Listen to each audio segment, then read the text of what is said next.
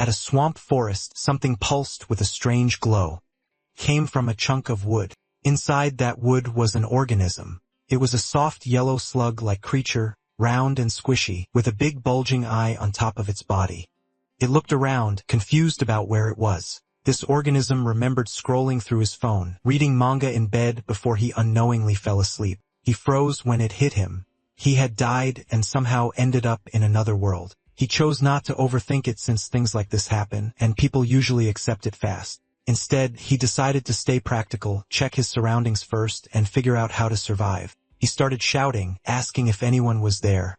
But when he noticed creepy red eyes staring at him, he quickly realized it was better to stay quiet. There were bugs and miasma everywhere, and everything felt damp, like the peak of humid season. And strangely, he felt comfortable. He snapped back to his senses, knowing this wasn't the time to relax. He wondered what exactly he had turned into. He felt like nothing more than a lump. Suddenly, a screen appeared. It showed that he was a level 1 slime mold, a weak creature with a decomposer trait. His health points were critically low, so autophagy had started. He was told to eat or hibernate immediately.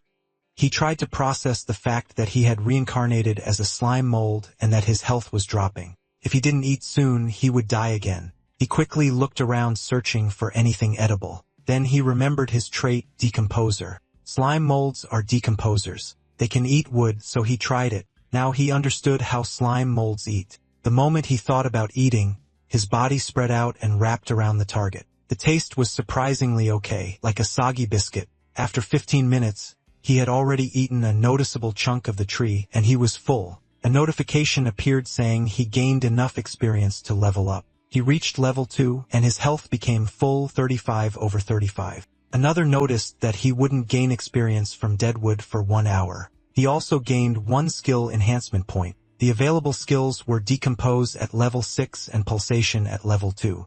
He understood Decompose, but he had no idea what Pulsation was. Still, he chose to upgrade it just to see what would happen. It became level 3 and activated immediately.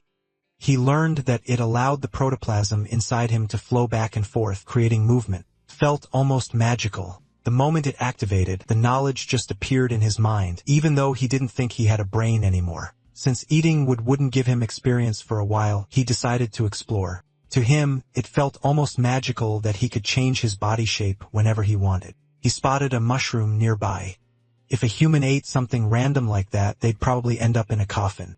But as a slime mold, he could somehow tell this mushroom was a delicacy. He slowly found the shortest path and began to scoot over. Even though slime molds move slowly, scientists discovered through maze experiments that no matter how complex the maze is, they can always find the fastest path. Even more insane, one experiment recreated the Tokyo subway system, something human engineers took 10 years to design, and the slime mold figured out a more efficient route in just 26 hours. He kept crawling toward the mushroom, and eventually, he reached it and wrapped his body around it. Now it was time to eat. To him, this moment felt like finally meeting someone face to face after a long online relationship. The mushroom appeared as a woman asking if he was tough guy bang bang. He confidently said yes. She turned to face him, and he instantly realized she was toxic and he had been scammed. In short, the system alerted the slime mold that toxins had invaded his body. Nutrients were being drained rapidly, and he was ordered to detox immediately.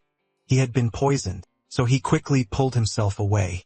The system reported that decomposition failed. No experience was gained. The toxins were removed and the poison status was cleared. However, he lost body mass and his health dropped to 17/17. That scared him badly. Luckily, he realized he could cut off a part of himself to survive, and it seemed like he still managed to decompose a small part of it. He decided to leave it alone for now. He told it to wait until the general slime returns to camp and comes back stronger. He positioned himself back onto the dent in the chunk of wood, and after 15 minutes, he carved an even deeper dent into the wood. He was full. The system notified him that within the time limit, decomposing dead wood gives no experience. His condition returned to optimal at 35/35. He felt relieved to finally be back at full health. He crawled away from the tree. His plan was simple. Decompose a little, retreat before getting poisoned, return to heal using wood, and repeat the cycle. He called it Project Move Mountain. As long as he had enough time, he believed he could take it down. This encounter played out again like those online lovers finally meeting in person. The mushroom woman told him to give up already since this was the 8th time. But this time, she was in cuffs and taken under arrest. In reality, the slime mold had finally conquered the mushroom. Decomposition was successful and he gained experience. He also obtained poison resistance level 1. Now it made sense why he lasted longer and became more tolerant with each attempt. But to his surprise, he still didn't level up. He thought breaking down a mushroom would give a lot of experience, but it didn't matter. In a damp place like this, one thing was everywhere: mushrooms. The system notified him that the decomposition was successful, and he gained experience points from it. He leveled up to level 3. He also gained 0.5 skill enhancement points. He saw a straw pipe mushroom which was safe and non-toxic. Decomposition was successful again. That earned him enough points to upgrade to level 4. His poison resistance also increased to level 2, and he earned 0.5 skill enhancement points. He saw a monk's cap mushroom, highly toxic, but it gives a lot of experience points even if it was spicy. He also gobbled up a lot more mushrooms. He reached level 5 and gained 0.4 skill enhancement points. He was notified that decomposing mushrooms within 24 hours would no longer give experience points. His health points were full at 79 out of 79. Since he was full and had reached the limit, it was time for him to pack the rest of the mushrooms. While crawling on the way back, he happily sang about being a little mushroom expert wearing poisonous mushrooms on his body as rations and protection. Just like he saw in the Animal World show when he was a kid, a crab uses sea anemones to scare away octopuses. So now he uses poisonous mushrooms to scare away monsters that want to eat him. He felt proud for solving his safety problem. Everything was going well until he saw something. Those bees were carrying a chunk of meat. He became cautious and hoped the poisonous mushrooms would scare them away. He tried his best to blend into the background. Unexpectedly, a tongue wrapped around a giant bee's body, and it got pulled straight into a frog's mouth. The slime mold was startled when he saw it happen. The giant bees surrounded the frog. He watched them fight while doing his best to stay hidden. The giant bees moved in on the frog and stung and bit it. Although a single giant bee wasn't stronger than the frog, the swarm made up for it with numbers. He thought about picking up scraps from the fight. Logically, decomposing monster corpses should give much more experience than dead wood and mushrooms. The giant bees worked together against the frog.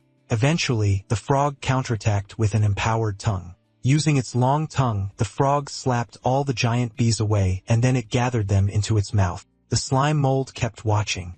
Suddenly, a shadow hovered above the frog. Before it could even react, a snake-like creature had already eaten it. Blood splattered. This creature was a bird with a snake as its tail, and it noticed the slime mold. With nothing else he could do, he simply offered himself to it. It stared at him intently, and then it looked at the sky. Then it jumped away. The wind caused damage to the slime mold, reducing his health points by 30. But after that, everything went quiet. The night grew deeper. The slime mold settled on a chunk of wood. He made a hole and entered it, then covered the hole with mushrooms. He trembled as he realized he was at the bottom of the food chain. But luckily, because he was at the bottom, the gap between food chain levels was too wide, so he didn't end up on that monster's menu.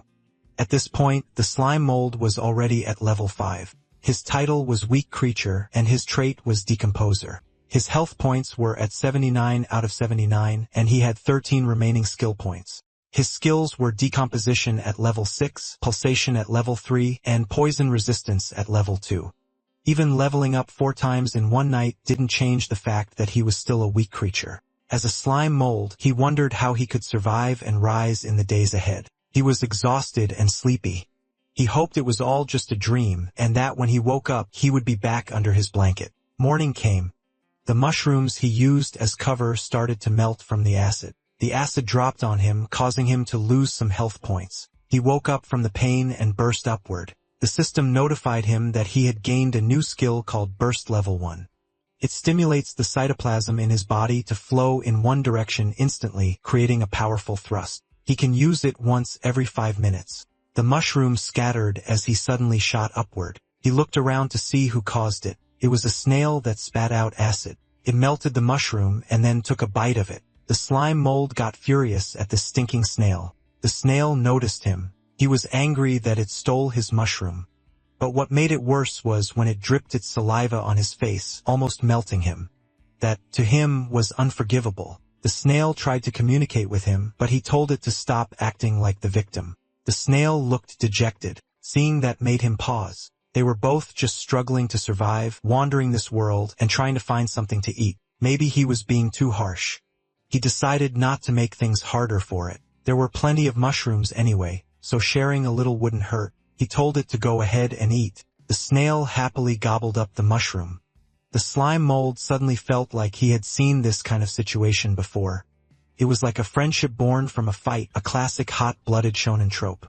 He started imagining them forming a party, increasing their chances of survival, then changing classes, going on adventures, and building a bond strong enough to defeat a demon king. He realized that if he wanted to survive and grow stronger, companions might be necessary. So he invited the snail to form a party.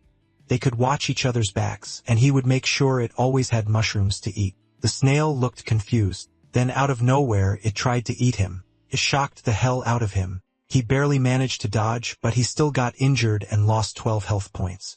His HP dropped to 62 out of 79, and he complained that it hurt like hell. That's when it hit him. Monsters in this world don't care about feelings. In nature, it's simple. Eat or be eaten. He had been fooled by its pitiful look. Even though they were both low-level monsters, it was clearly stronger than him. While it was busy eating, he took the chance to escape, but it noticed him and chased after him. He decided to use his remaining skill points and upgraded pulsation to level 4, then he ran at full power. Our MC needed to run for his life. 3 minutes later, they had only moved a foot away from where they started, and the snail was already catching up. Its speed was almost the same as the slime mold. It inhaled deeply. Then it spat out acid. The slime mold took a direct hit. He lost 27 health points. His body split apart. He realized his consciousness stayed in the larger half, but he knew there was something more important to focus on.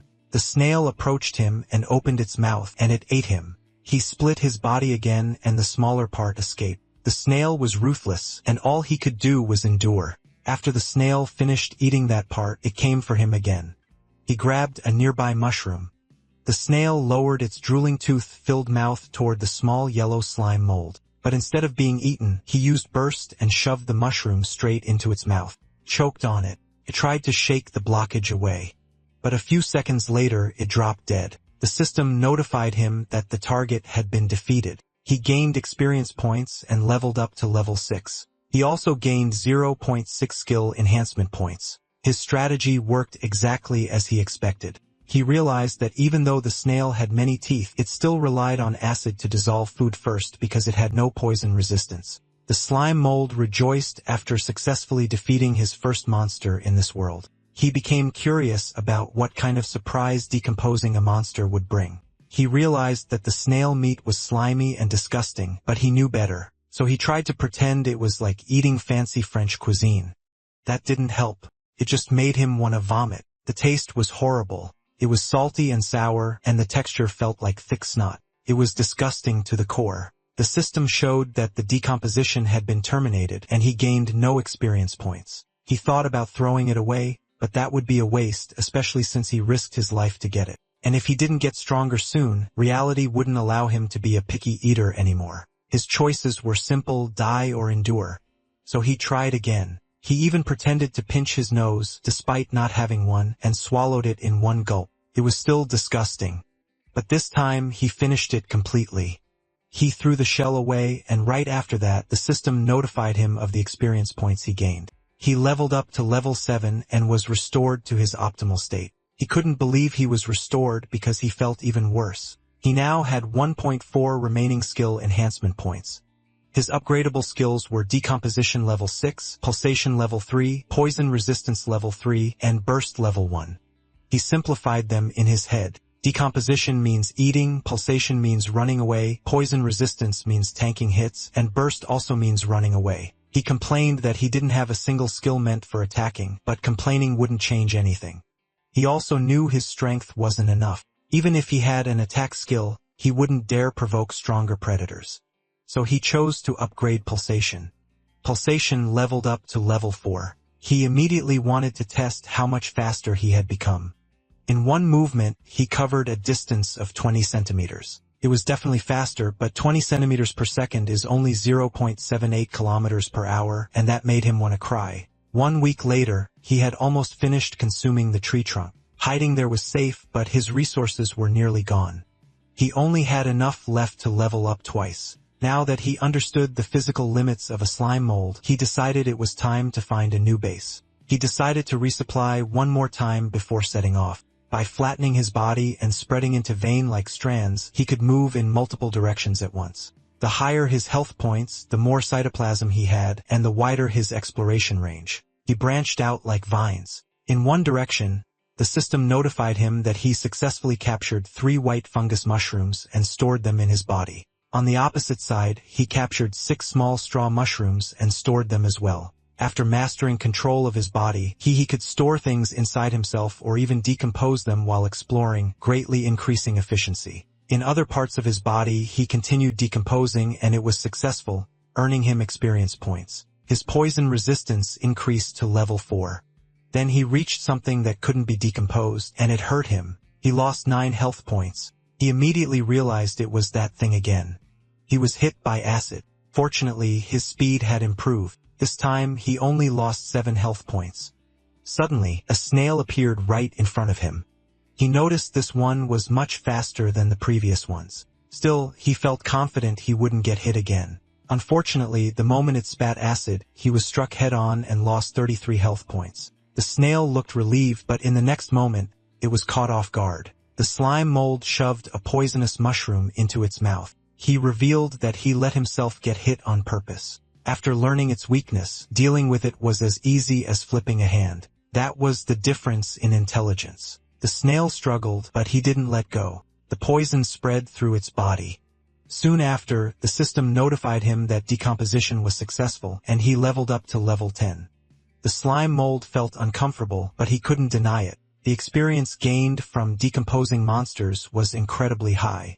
He continued traveling, but then he spotted a creature hiding. He assumed it was another small snail, but when it came out, it was actually a blade-legged centipede. It towered over the slime mold. Seeing its sharp legs, the slime mold felt a chill of fear.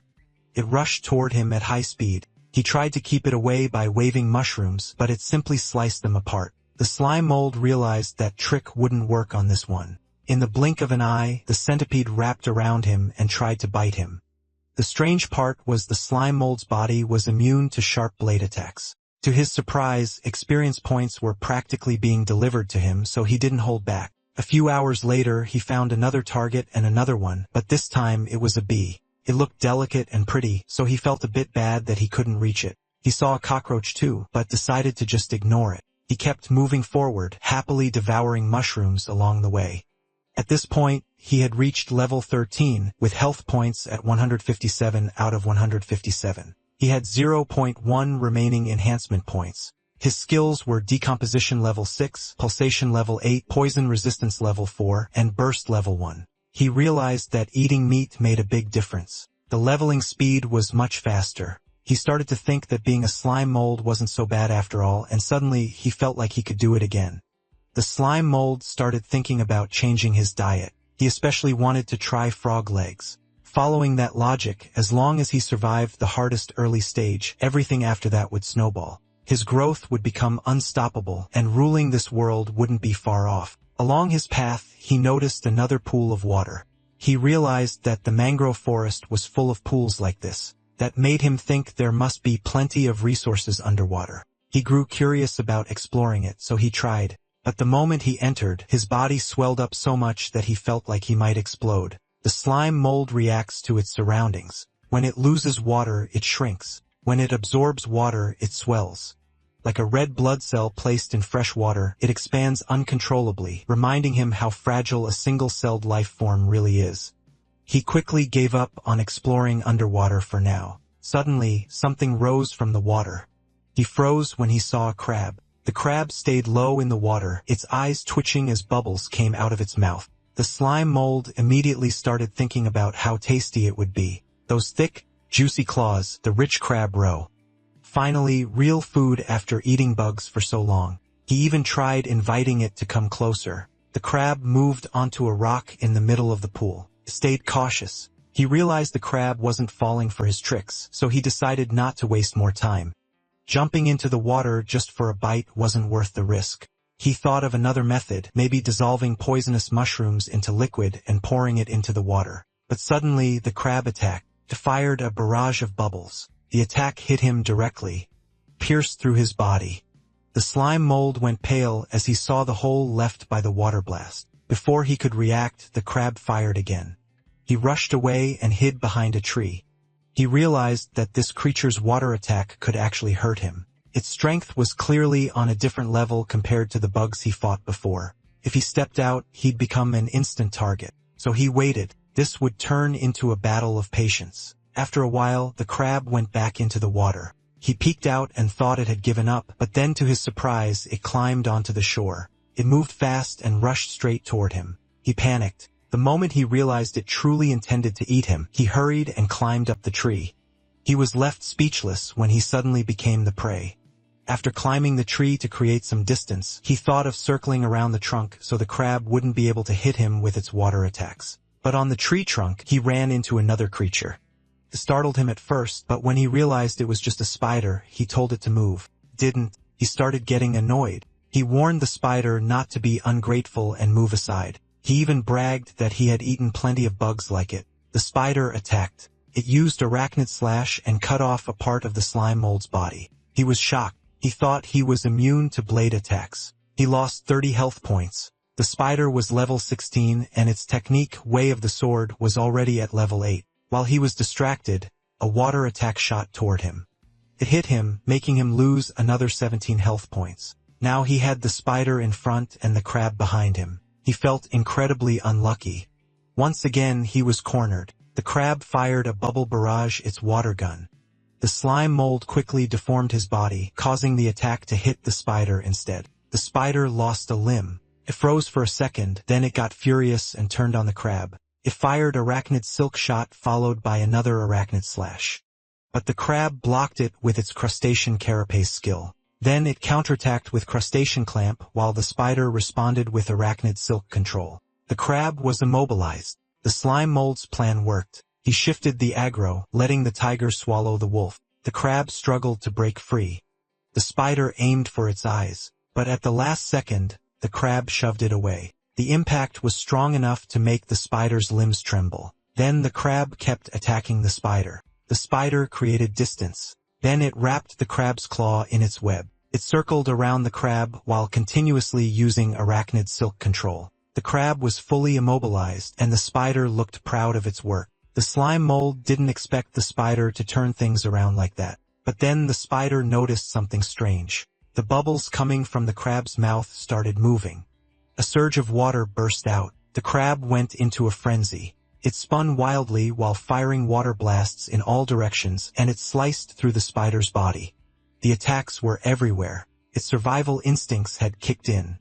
Even the slime mold almost got hit. Eventually, the water barrage stopped. The spider in front of it had been cut into pieces. The slime mold carefully peeked to check if the attack had ended. Then he slowly moved closer.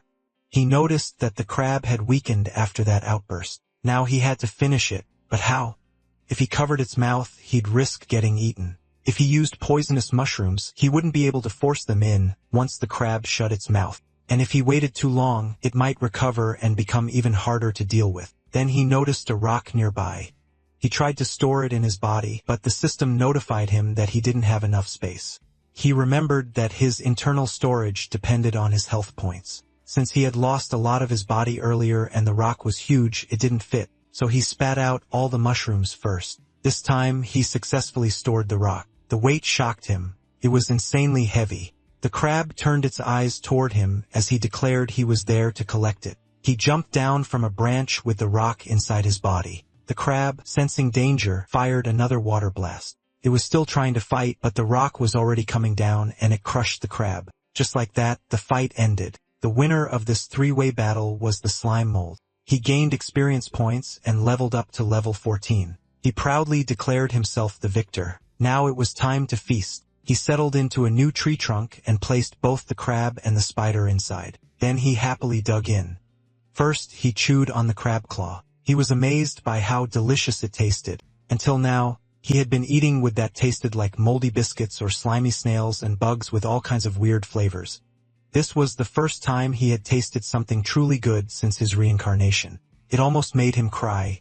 He realized that good food could actually heal emotional pain. At that moment, he became even more determined to survive in this world because of all the delicious food waiting ahead. Not wanting to waste anything, he ate every last bit. Later that day, he was full and satisfied. He was now level 14 with 168 out of 168 health points. He had 0.6 remaining skill enhancement points. His skills were Decomposition level 6, Pulsation level 8, Poison resistance level 4, and Burst level 1. Now that he was full and hydrated, it was time to try something new. He targeted a rock, then he forced power through his body. He tried hard, so hard that his body started to deform, but nothing came out. He was trying to copy the crab's bubble barrage. Logically, the crab just forced water out of its body to attack. So if a crab could spray, then a slime mold should be able to do it too. His body strained from the effort, but what came out just looked like he pooped. He got frustrated that it came out from behind. He kept trying. He squeezed until his body went limp, but he still couldn't control the direction. And worse, what came out had no power at all. That made him furious. And in that moment, he accidentally activated Burst level 1. He slammed into the rock. Then the system notified him. Burst had evolved into Cytoplasm Spray. Cytoplasm Spray level 1 instantly mobilizes internal cytoplasm to create a powerful impulse, shooting it out of the body. He remembered that Burst used to have a 5-minute cooldown, but now it was gone. So he went into full frenzy mode and started spraying everywhere. He was thrilled that the skill had no cooldown. As he kept using it, the system notified him that he reached the required proficiency and his skill leveled up to level 2. But at that point, he looked completely withered. He realized that the cost of using the skill was his health points. Every shot consumed his HP. His health dropped so low that autophagy was triggered. The system warned him to eat or rest as soon as possible. He slowly figured out how his abilities worked. As a slime mold, he had no magic. The cytoplasm in his body was his only combat resource. All his skills were based on the natural traits of a slime mold. That made him wonder, did this mean he would never be able to use magic? That thought disappointed him. Right now, his only path was to keep decomposing and absorbing things. Growing his body properly, that was the true path forward. Then a strange idea crossed his mind. If eating things helps him grow, what would happen if he ate himself? He found a chunk of his body that had been cut off earlier. He didn't expect it to be that big. He decided to test if he could absorb it back. The moment he did, strange memories flooded his mind even though he didn't have a brain. The memory started from when that piece fell off while he was on the tree branch. Then that separated chunk received system notifications. It was experiencing a split body state and was recovering health points on its own. Later, it was notified that its current health was full and its maximum health had increased by 30. The slime mold realized that even though the separated parts of his body had no real consciousness, they could still perform decomposition on their own. When he reclaimed them, he gained all the experience points and health they had accumulated. He was pleased to discover this little bug. He came up with a plan to split his body into multiple parts, send them out to work, and then reclaim them later. One mouth would become many. His leveling speed would increase drastically. He used division to cut off a piece of himself. One thing he noticed was that whether it was the main body or a split part, if health points dropped below 30, it would enter autophagy. Right now, his max health was 198. As long as there was enough food, he could create as many split bodies as he wanted. A chunk of him pierced through his center before separating from the main body. He was surprised that his idea actually worked. He couldn't help but grin. This felt like learning a shadow clone technique straight out of an anime. So he made more. One chunk was assigned to a withered log. 2 others were sent to handle nearby mushrooms. The slime mold was now level 14 with 198 out of 198 health points. He had 0.6 remaining skill points. His skills were Decomposition level 6, Pulsation level 8, Poison resistance level 4, and Cytoplasm Spray level 2. Now that his clones were set, he decided to finish decomposing the remaining spider meat to restore himself to peak condition. After all, when hunting, safety comes first. As he became more familiar with his slime mold body, he realized just how much stronger he had become. He was immune to normal piercing and slashing attacks. Even against stronger slashes, he could simply reconnect his body, making him effectively immune. At this point, even powerful physical attacks could barely threaten him. The only thing he was worried about was magic, but so far he hadn't encountered any. Maybe his current area was too small, or maybe this world was just another version of the animal kingdom. The water grew still, but bubbles slowly rose to the surface. 2 chunks of slime mold floated there, gently wobbling, as something beneath the water began to stir. Suddenly, a claw gripped the slime mold. Apparently, there were crabs in that pool of water. They crawled out, carrying chunks of slime mold, and they followed the slime trail until they noticed something. The slime mold pushed a tree, and it fell on them. Just like that, he caught 6 demon crabs. That boosted him to level 15. He finished decomposing them and restored himself to peak condition. He targeted the rock again and used a plasmodial barrage. In his mind, he looked like a lone gunslinger, cloaked in dark robes, calmly aiming a massive weapon. He sprayed the rock and reached the needed proficiency. His cytoplasm rose to level 6. After 2 days, he entered an autophagy state. This came from training, improving his power and accuracy. His limit at full stats was 30 shots.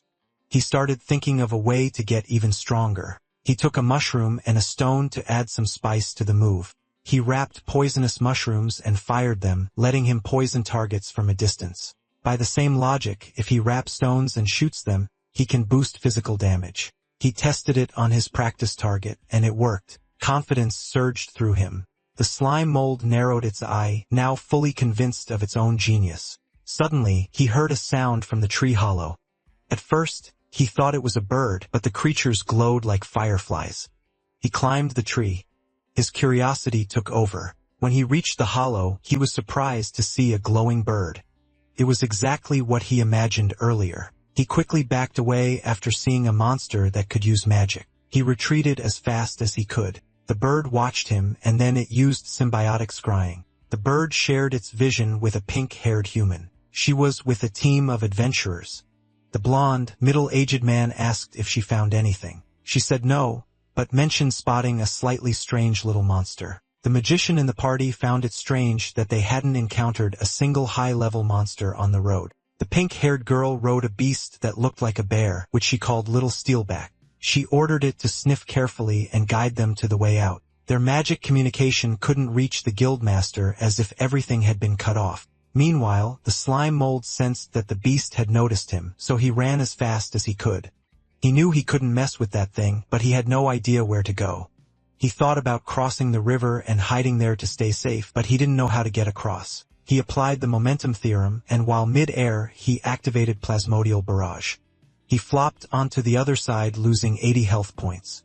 He kept running as fast as he could. When he was far enough and completely exhausted, he finally stopped. The encounter scared him badly. He decided to eat a branch to recover his energy. Even though he was strong against low-level monsters, facing something just 1 rank higher could kill him instantly.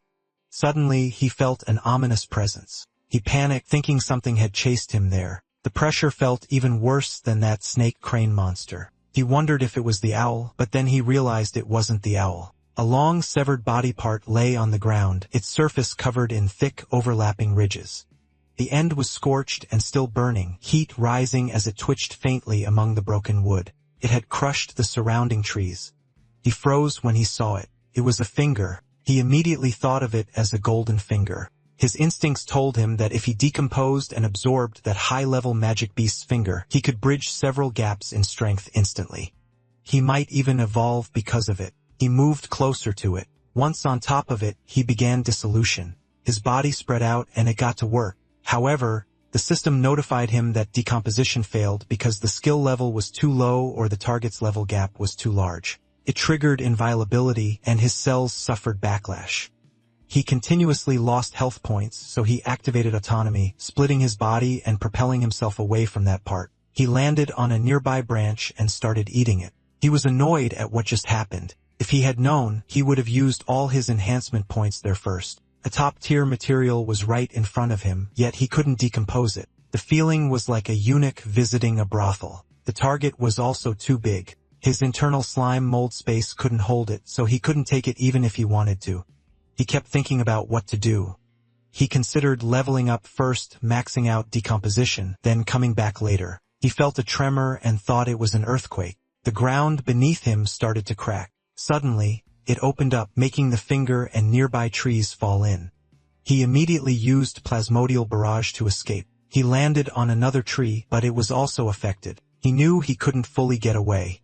After swallowing several trees, the ground began to close. Fortunately, it stopped. If not, he would have fallen in since he was so close. That experience made him tear up as he admitted how scary the outside world was. The farther he went, the more insignificant he felt. He realized he couldn't be arrogant anymore. His only path now was to stay hidden, decompose, and farm.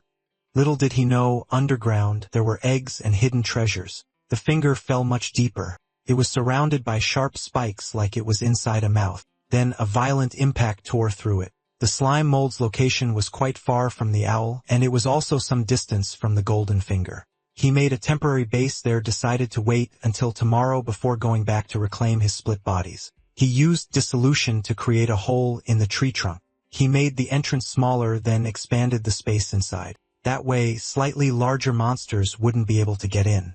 This marked the start of his construction. He dissolved the inside of the trunk to make more space. After clearing it out, he placed a luminous mushroom. Then he settled onto a self-made sofa. He looked comfortable in his new place. His temporary base had a well-thought-out design. It was split into two sections. The upper chamber was his main resting area, while the lower one was larger but blocked off with poisonous mushrooms connected only by a narrow passage. He grabbed a stick and started eating. From that moment on, he was a mold with a home. It made him feel safe, but his peace didn't last long. A loud noise disturbed him. He went outside and yelled at the source. He saw a swarm of bees. Now he understood why they were called flying fighters. Then he got an idea. As the bees flew past, he struck them with rocks, smashing their bodies one by one.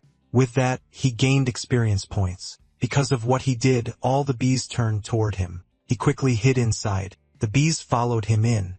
He let out a deep sigh. The bees that tried to sting him got stuck in his body, leading to their defeat and giving him more experience points. He turned into something like a lump of sticky insect glue. He released two bees. They flew back to their nest. The slime mold followed them. He found their hive. He noticed more bees gathering nearby. Suddenly, many of them appeared. They all charged at him. He welcomed them, knowing their attacks couldn't hurt him. To him, more enemies just meant more gains. Soon, he was surrounded. The temperature around him rose sharply, and his cells began to undergo apoptosis. The slime mold was surprised they could do that. He counterattacked with a plasmodial barrage, wiping out many bees at once. One large bee raised a beeswax shield, and he was pushed back. He realized that the bees near the hive were much stronger than the ones outside.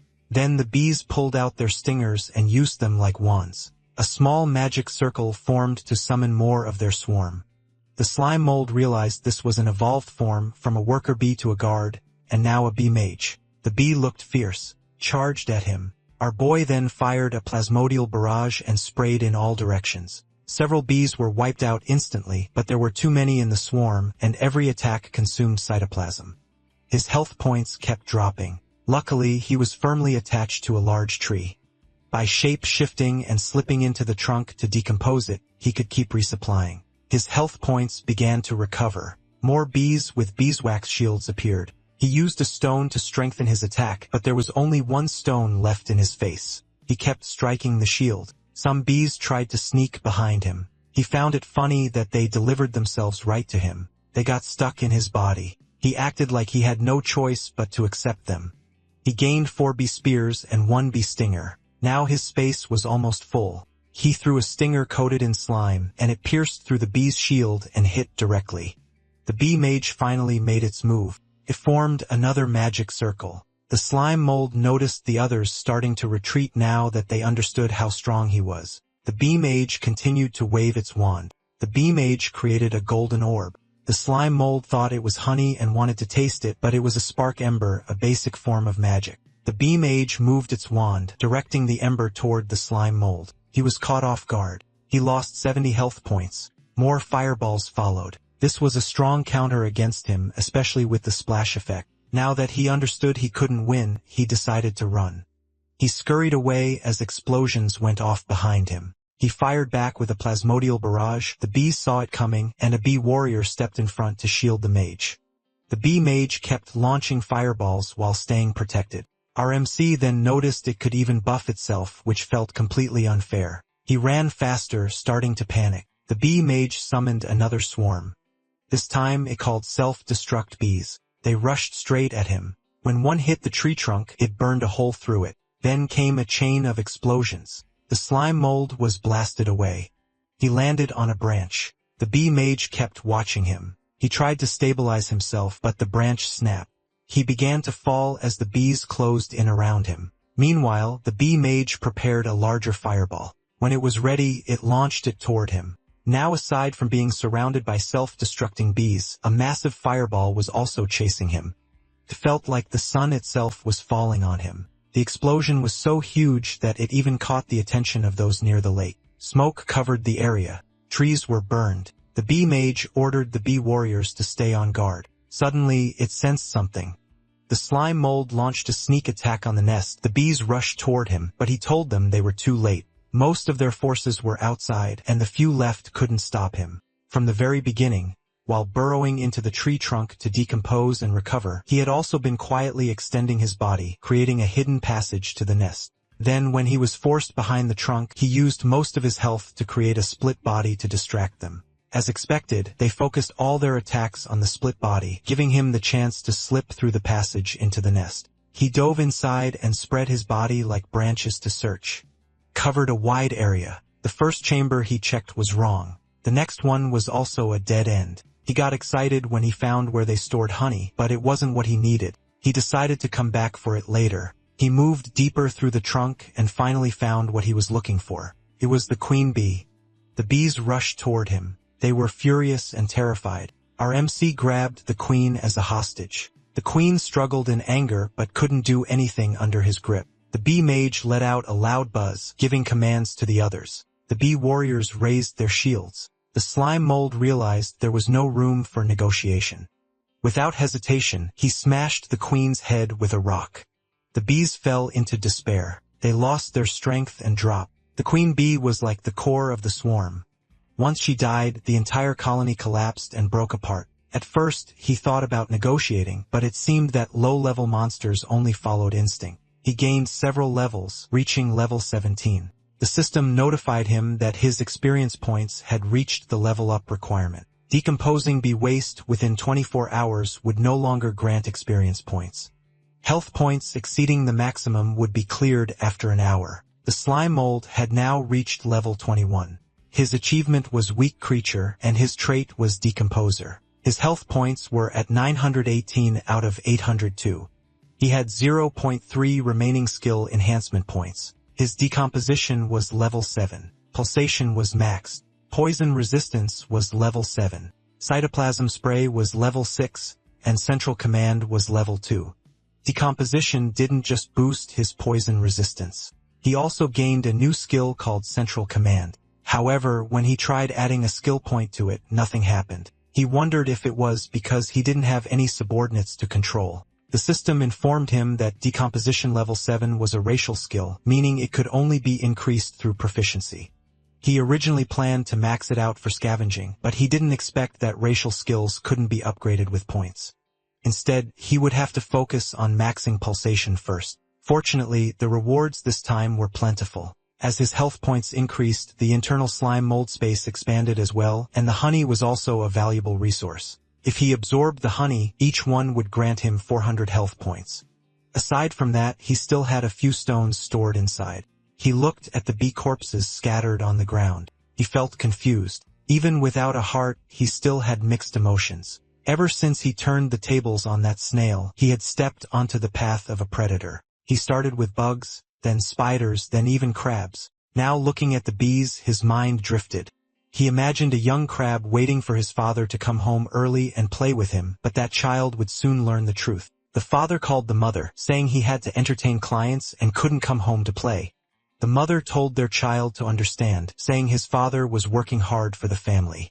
It was almost midnight. The mother crab started to worry. It was late and there was still no call. She wondered if he had passed out drunk on the way home. She decided to go out with her son to look for him. the child happily sang as they searched. His mother told him to keep his voice down so they wouldn't disturb the neighbors. Then they saw a staggering crab in the distance. The child thought it was his father. He called out again and again, but there was no response. He shouted that his father was going the wrong way. The mother assumed he was just too drunk and told her son to go help him, so the young crab ran toward his father. But when he got close, he saw the truth. His father was being eaten by a slime mold. It was gruesome. The child let out a scream. The slime mold was terrified that he had become the villain. It was just a dream. When he woke up, he realized it was already night. He figured he had been overthinking. His mind was still human, so he felt guilt. But now that he was in another world as a slime mold, he had no control over that. If he wasn't the hunter, then he would be the prey. The weak were food for the strong. It was survival of the fittest, the law of nature. If he wanted to survive in this world, hunting and decomposition were his only options. Material conditions shape everything. First, he needed to solve survival. He decided to go reclaim the split body he had left earlier. He wondered what it might have gathered. He started moving. Unexpectedly, he saw a faint glow in the forest. It was a campfire. He froze. Then curiosity took over and he moved closer to check. Around the fire, a man lay on a blanket reading a book. He asked a woman named Nia if she wasn't scared of getting poked while leaning on that spiky pig. The slime mold couldn't believe it. They were actually humans. She said she wasn't scared. When relaxed, little steelback's bristles became soft. She thanked the beast for its hard work and said they would rely on it again tomorrow. Nia Ross was from the 100 Style Guild, a C-rank adventurer. Another man, Ray Carter, also known as Captain Hawk from the same guild and AB rank adventurer, said they originally planned to search for the guildmaster, but instead they got lost. As captain, he took responsibility and apologized. The man reading the book was Cole Fern, also from the 100 Style Guild and AB rank. He said magical communication was cut off. There were no signs of high-level magic beasts, and even the forest had turned into a maze. No one could have predicted so many strange things happening, so there was no need to blame himself. He added that although they hadn't found the guildmaster yet, there was no need to worry too much. After all, their guildmaster ranked among the top 3 leaders of the 8 great guilds. Once they found their way out tomorrow, they would report everything to the church. The guildmaster's strength was beyond doubt, but it had been 2 years since anyone had contact with him. Rumors said the guild had fallen under suspicion from the church. Coincidentally, the guildmaster had only come here after accepting a mission personally assigned by the Pope. The guildmaster of the 100 was gone. 10 years ago, he founded the guild. Unlike others with strict entry rules, his guild accepted anyone, no matter race, profession, or level. The only requirement was to follow their principles: no deception, no abuse, and no evil. The resources gained from hunting monsters were shared fairly among all members, helping everyone grow. Because of this, the 100 Style Guild became known for its generosity and unity, quickly rising to become one of the 8 great guilds. Also, as the 100 Style Guild grew faster and faster, rumors spread that it had drawn the church's suspicion. 2 years ago, Gon told them he was heading to the swamp forest for a mission, but since then, there had been no news. Without the guildmaster's protection over those 2 years, members were poached or scattered. The once glorious 100 Style Guild had become unstable. Gon had recognized Rake's talent, which was why he formed the squad to search for him. In the end, only the 2 of them answered his call, so he was grateful. Nia shared that if Gon hadn't founded the 100 Style Guild, someone with a niche profession like hers would never have become an adventurer. But Cole believed that someone like her, who could control intermediate magic beasts, would be fought over by many guilds. If something had happened to Gon, she wouldn't need to worry about finding a new home. That annoyed her, so she told him to just go to sleep. He playfully apologized and told her to pretend he hadn't said anything. Meanwhile, the slime mold was eavesdropping on them. He couldn't hear everything clearly, but he knew that gathering information about the human world was important. He tried extending part of his body to act as a receiver. His body slowly crept forward. Cole immediately sensed a monster. Without warning, he fired an ice spike that pierced the extended part of the slime mold. The system alerted him that the frost effect was highly effective. His speed dropped by 90%. RMC panicked. The other 2 jumped to their feet, but Cole remained lying down. He said he had already dealt with it. They looked over, curious. Little Steelback watched closely, then it suddenly bit down. It dragged the slime mold out. He panicked. It all happened too fast. He knew he was doomed. At the last moment, little Steelback stopped when Naya gave the order. She scolded them for attacking without thinking. To her, it was just a small passing monster, not a threat, so she told the beast to let it go. It spat the slime mold out. She caught him in her hands. She felt like she had seen him somewhere before. Then she asked if he wanted to form a contract with her. At that moment, she looked like an angel to him. He was happy. For the first time in this world, he felt like he could have a connection, so he nodded yes. But Rake told her to stop messing around. They still needed to find a way out tomorrow. This wasn't the time to collect monsters. He also said she shouldn't waste mana on a low-level creature like a slime. The slime mold tried to correct him. He wasn't a slime. He was a slime mold. Nia had no choice but to let him go, though she looked disappointed. The slime mold realized they couldn't hear him speak. He quickly thought of a way to communicate. He stretched part of his body. It looked like tentacles. The adventurers became curious but also cautious. He tried to spell out yes to show he was intelligent, but Rake thought he was just secreting waste. He even found it interesting since it was a rare sight. Nia, on the other hand, didn't know how to react. The slime mold was horrified when he realized something.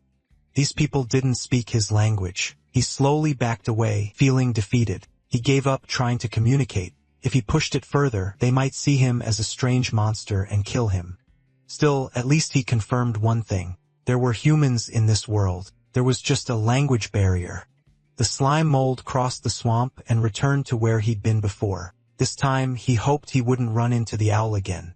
Suddenly, the nucleus command activated. It started giving off a steady beeping signal. With it, his perception sharpened, and he immediately located his body. He could see it clearly. He sensed the position of his split body, finally understanding the effect of nucleus command. He didn't waste a second and moved right away. As he got closer, the signal grew stronger. He was impressed by what he saw. His split body had grown massive. He wondered how much it had decomposed. He used reclamation, and it worked. He gained a huge amount of experience points, and his health points exceeded the maximum again. He moved on and reclaimed another one.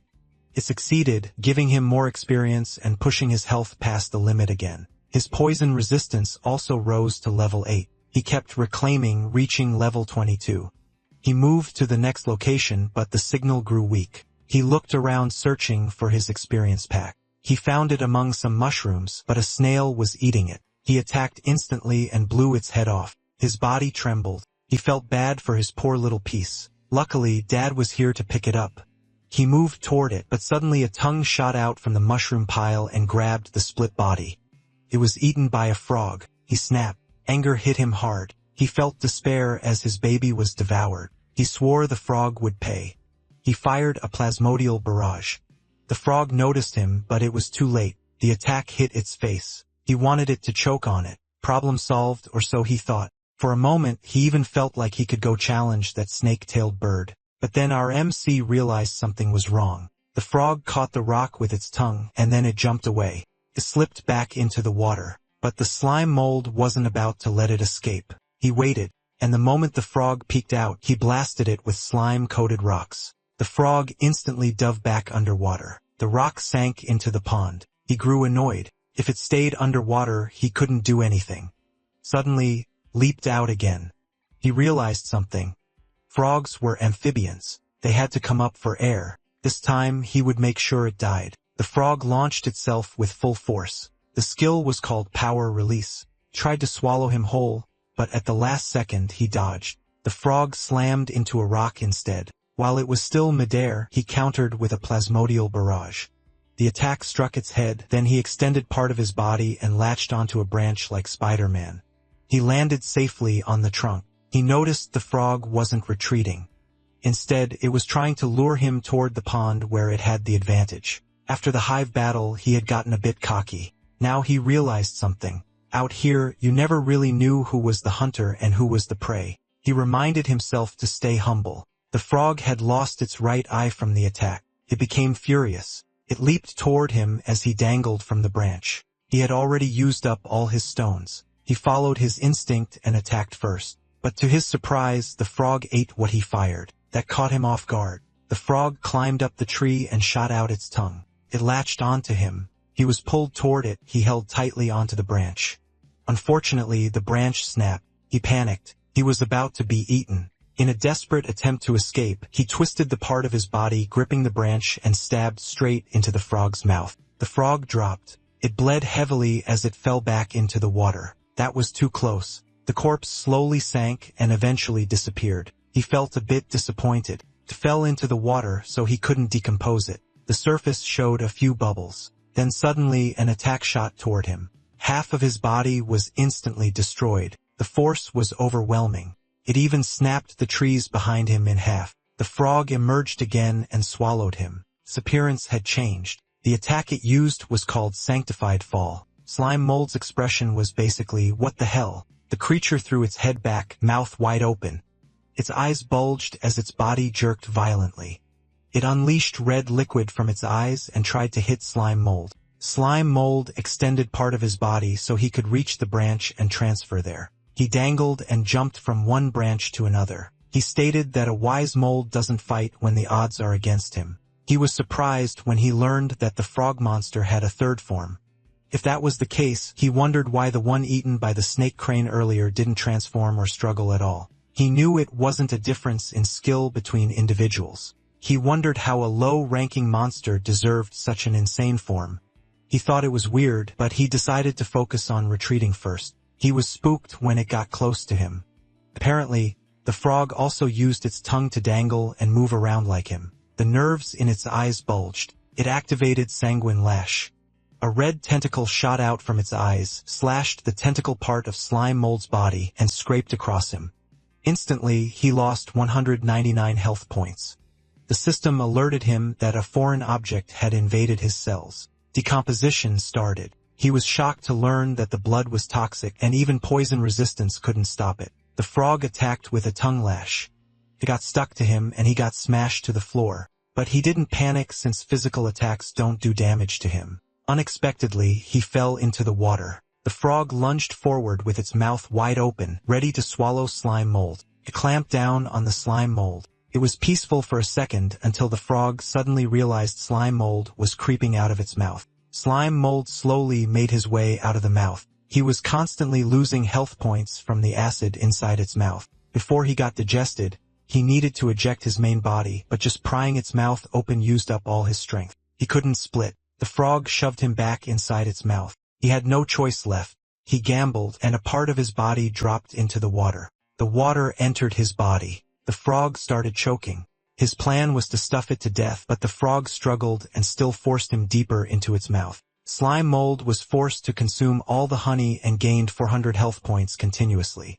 Slime Mold resisted by absorbing more water and making himself bigger.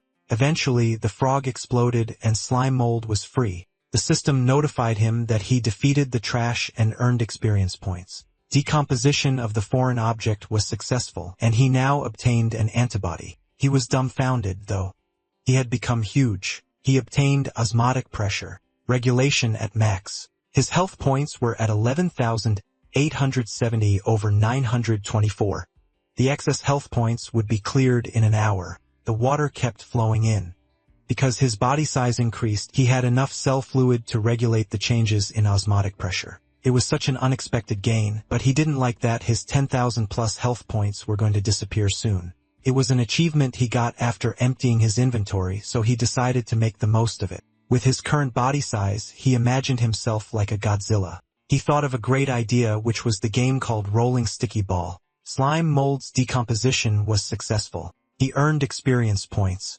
He moved around like that, so he kept gaining more experience points. He continued to explore the pond. Fish were running away, but they easily got stuck in his body. Even though he adapted to the osmotic pressure, the resistance while moving in water was still too much.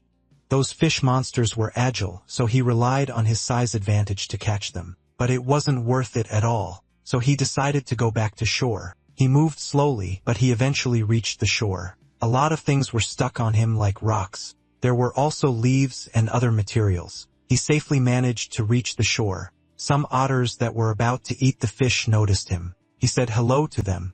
When they saw him, they were scared to death. He towered over them with all kinds of things and even living creatures stuck on his body. He covered them with his body, but he only took the fish and left the otters unharmed. Those two were left dumbfounded. Since there were already so many resources, he chose not to kill indiscriminately. He let the cute monsters go for now. He wanted to keep the last proof that he still had a human soul. He saw a squirrel on his way. The tips of its ears were glowing red. It dropped its acorn and went into combat mode. Its eyebrows and tail burst into flames. It attacked first using fireballs. Slime Mold was in awe seeing fire magic and quickly realized it was super effective against him. He continuously lost 60 health points. He warned the little cutie that since it started trouble first, it shouldn't blame him.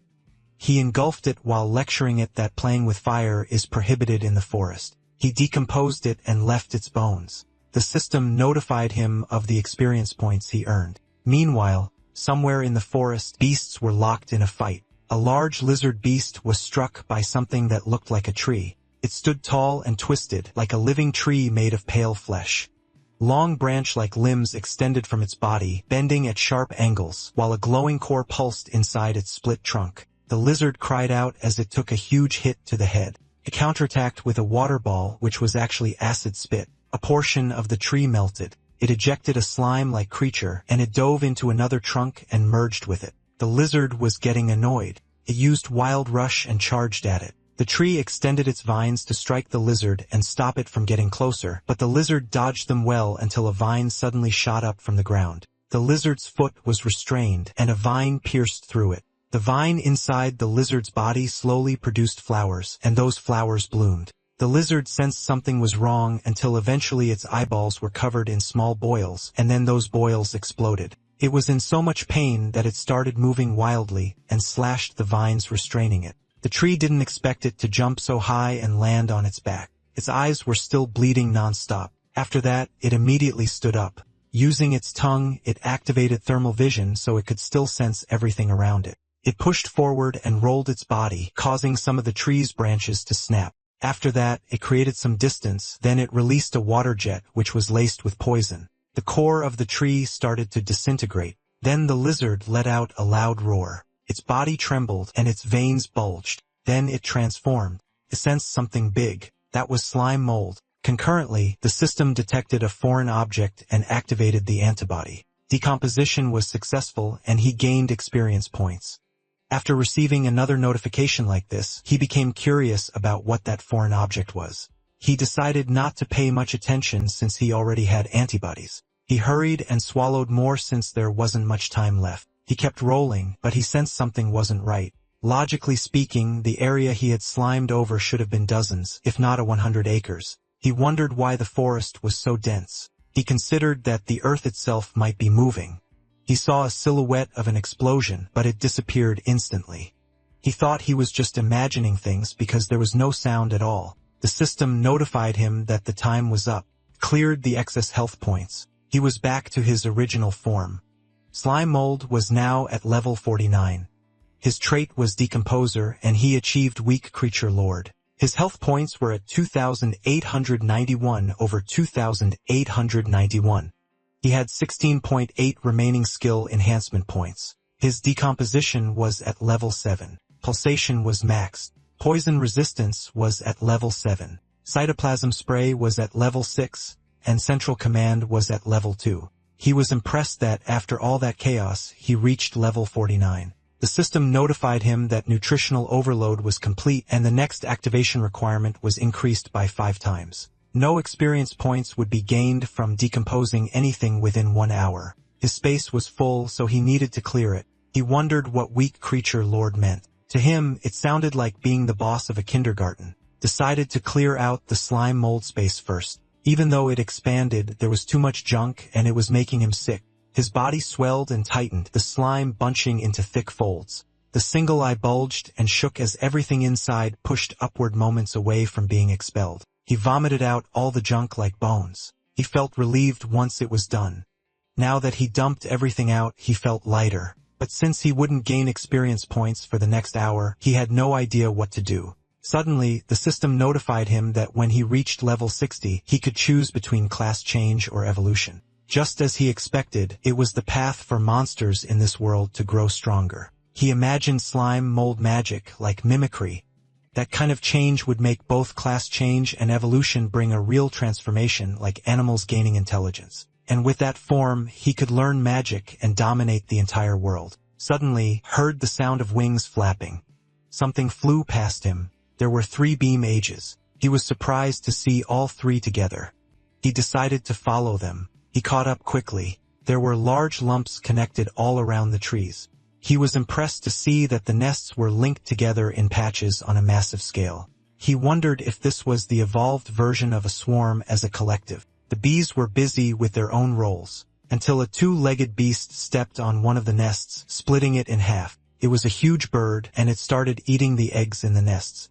Slime Mold remembered that bird. He had encountered it before, but its color was slightly different now. He still remembered how terrified he was back then, so scared that he almost lost the will to survive. Fortunately, it didn't take interest in him at the time. The bees surrounded it. They attacked, but it was ineffective. They tried targeting the snake tail part of its body, but that was also ineffective. They covered every inch of its body, and the bird simply shook them off. The bee mages created several fireballs and rained them down on the beast, caused a massive explosion. Slime Mold felt slightly nervous. Fortunately, he managed to hide behind a rock. The destructive power was far greater than the nest he attacked before. Their abilities had clearly gone through a qualitative leap, not just a quantitative one. The bird absorbed the fire. Its belly swelled up, and the flames were extinguished. The bee mages didn't expect that. Now they trembled in fear. The bird went on a rampage, chasing and striking the bees while destroying the nest in the process. The snake tail turned red. It had thermal vision. It pinpointed the location of the queen bee, and without hesitation, it devoured it. It chewed the queen bee in half along with the eggs. Slime Mold noticed that its body only turned red after absorbing flames. He also realized that killing the queen bee wiped out the entire swarm. Clearly, it wasn't a low IQ creature. With so many corpses around, he quietly collected some while staying hidden, storing them to decompose after an hour. The bird was suddenly startled when its tail froze over. Someone had used a freeze skill. It was the adventurers. They followed the magical reaction from the explosion and discovered the scene, but it was only an intermediate magic beast. Nia recognized it as a snake heron. Rake warned them not to let their guard down because it already seemed to be at Lord level. Slime Mold saw the humans from before. It looked like they were planning to hunt the strange bird. The ice on the tail slowly melted. Eventually, the snake was able to move. The bird got annoyed at the adventurers. Rake told Cole to finish it with high-tier ice magic. He would buy him time to chant. Cole thanked him for the help. He promised to drop it in one move. The bird slashed with its talons. Rake blocked it with his shield, but it wasn't easy. His legs trembled from the force. He realized the thing was strong. After the high-level monsters disappeared, it must have feasted and evolved. He used a shield counter and shoved it away, but it threw rocks at him, followed by an attack from the snake. Nia told Little Steelback to use tackle. It slammed hard into the bird, which made the snake miss its target. That was a close call for Rake. The snake charged again, even more aggressive, while the bird looked like it was about to throw up. It vomited fire. The flames were massive. The bird used a high-tier spell called Pseudo-Dragon Breath. They had to defend, so Cole made his move. He cast a high-tier spell, Glacial Barrier, and blocked the fire. But the waves of flames kept coming until it caused a massive explosion. Slime Mold felt both scared and amazed at the same time watching that level of magic. He knew that, if he were a bit bigger, he'd already be cannon fodder. The ice barrier held. Cole gave everything he had. His veins were already bulging. By the time it shattered, the fire was almost gone. But the aftermath was bad. Slime Mold was impressed by how strong it was. It made him regret not knowing magic. Cole felt frustrated because his chant was wasted. Now he couldn't use high-tier magic for a while. Rake told Nia to have Little Steelback cover him. The pig unleashed the spines on its back. The bird covered its head. Rake unleashed his power and shot up into the sky. The bird peeked and got confused. Rake came down with his meteor hammer. He slammed it into the bird's head. The impact shattered the ground. The snake hissed loudly in pain. The bird's head was left bloodied. That settled it. It was defeated. The snake heron already had the strength of a high-level magic beast, but as expected, the captain was reliable. It made Slime Mold realize that human combat thinking combined with teamwork was better than raw strength, letting them defeat stronger enemies. He decided to find a way to cling to that human's thigh as soon as possible. Rake turned his back on the enemy and told Nia to try reading the corpse's memories and check for clues about their guildmaster. Unexpectedly, the snake rose and bit Rake on the shoulder. Then the bloodied snake slowly regained consciousness. Cole used an ice spike on the snake. The snake part of the snake heron had petrifying venom. He told Nia to quickly give the captain a purification potion. Nia did as told. Rake chugged the bottle, but he choked. His throat had already turned to stone, so he couldn't swallow it. He dropped the potion and was completely turned to stone. Cole told her there was no time to grieve. She had to run. She hesitated. Eventually, she rode the pig and they started running. The snake heron absorbed the captain's life energy, so it would fully recover soon. They retreated at once. The bird saw them, and it was clearly out for revenge. Cole drank a potion. He admitted they had miscalculated the snake heron. It already had the power of a high-level monster lord.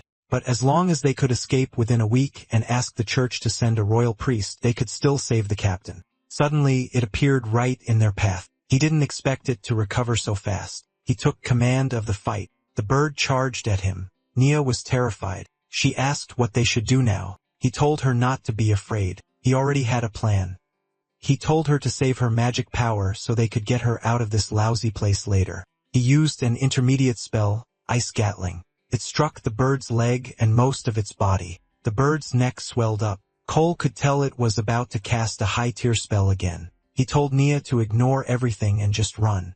She asked what he was planning. They had no choice. If he didn't pin it down, neither of them would escape. He thanked her for the magic potion. As the fireball rushed toward them, ice started creeping over his body. He cast a high-tier spell and sealed himself inside a glacial barrier. Nia showed a look of despair. While the ice wall blocked the fire, she forced herself to run. She was determined to escape and report the strange forest to the church. An owl suddenly flew above her. She heard it cry, Miwu, and was surprised to see it. The magic connection had been cut earlier, so she thought it was gone. With its vision, finding the exit should have been easier. But suddenly, it turned in a different direction. It landed on a branch and activated Sanctified Fall. His body began to glow. It locked its eyes on her. She turned pale when she saw it. At the same time, inside a sealed place, corpses of different beasts were scattered everywhere, and Gon sat at the center. The system warned him that his status had reached its time limit. Fatigue and other negative effects would no longer be hidden. Also, his mana alone had reached its limit. It began draining his stamina to repay the debt until it was fully restored. He understood that. Especially after seeing the mountain of corpses in front of him, the corpses clumped together and spoke to him. It said it could see him panting. In 2 years, he killed all the high-level magic beasts in the swamp forest until none were left. That monster had died by his hands countless times. It asked if he had finally used up all his assets. The one speaking to him was the king of the swamp forest, Kidoyalawa. It told him to speak instead of muttering to himself. It asked if he was looking at what they called the system. It knew Gon relied on that system to raise his guild into one of the 8 great guilds in such a short time. Then it spoke about the secret inside its body. They had gathered similar knowledge from other universes and called it a transmigrator. They gave everything, holding nothing back, just to kill him. They lured him into a trap but didn't expect him to grow this strong while still hiding many trump cards. It decided to give him one last chance. After destroying everything he had, it would turn him into a corpse puppet. He could also choose to join them or work with them for their grand plan of dimensional ascension. He simply said he would think about it. Right after that, he said he was done thinking and grabbed his weapon and slashed that scum. His answer was simple, kill it. But Kidoyalawa told him that no matter how many times it happened, it was useless. Inside the eternal barrier, it was immortal and could not die. It transformed its body. It created a form made of several heads. It told him that no matter how strong he was still just mortal flesh. Seeing him pant only proved he was reaching his limit. Since he refused to cooperate, it would kill him instead. Gon took something from his inventory. It was a container filled with golden liquid. He shattered it and let the liquid spill around. This was called true holy water. Kidoyalawa asked what it was. The liquid spread, and its presence disturbed it. Then it began to rain true holy water. This liquid could burn the soul. Even if it couldn't gain physical immortality, it meant nothing against this. It was a shame he had to use it. He had been saving it for the mastermind behind everything. 𝖲ki𝗂etoЛ cursed him. It demanded to know where he found such holy water. It kept cursing until its body finally faded away. The true holy water spread. Suddenly, system warned him that a high-energy reaction was detected and the target was about to regenerate. A blinding pillar of golden light erupted upward, tearing through the ground as debris flew everywhere. The energy spiraled wildly, overwhelming everything around it. Chunks of the creature were blown apart and sent flying through the air streaked with light. Below, Gon stood in the middle of the destruction, weapon in hand, as the remains scattered around him.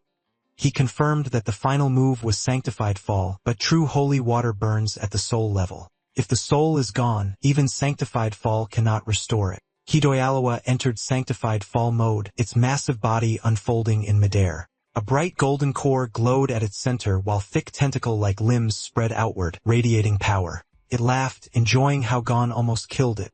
It knew Gon didn't expect his trump card to fail. Gon realized it had gained the power of adaptation. He asked how it obtained it so quickly.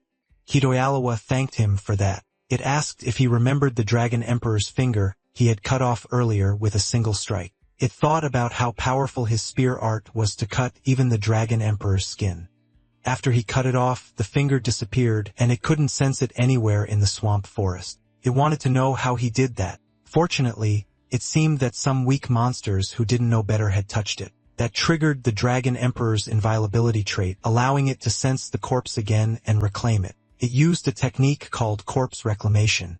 After reclaiming it, everything made sense. Gon had sent the Dragon Emperor's finger far away so it couldn't detect it. The reason was simple. He had coated it with true holy water. If he had used that amount on it earlier, its soul would have been destroyed for sure. But because Gon hid it, it had time to adapt to the remaining holy water on the Dragon Emperor's finger.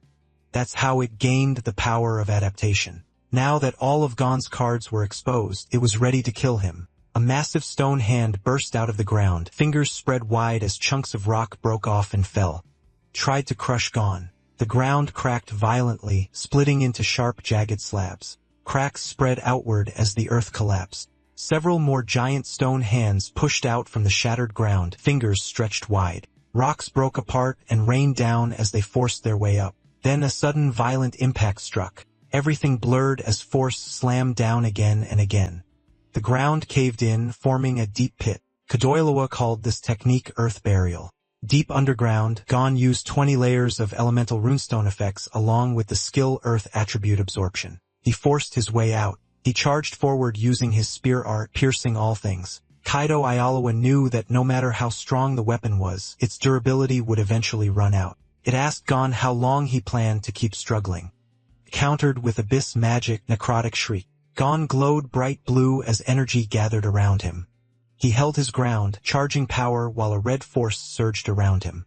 He received a warning that his weapon's durability was about to reach its limit. He was told to repair it as soon as possible. His magic resistance had also dropped below 20%. His body had entered a fatigued state, and he was advised to rest immediately. Even as blood dripped from his mouth, he pushed forward and used the technique 1-inch punch spiral force.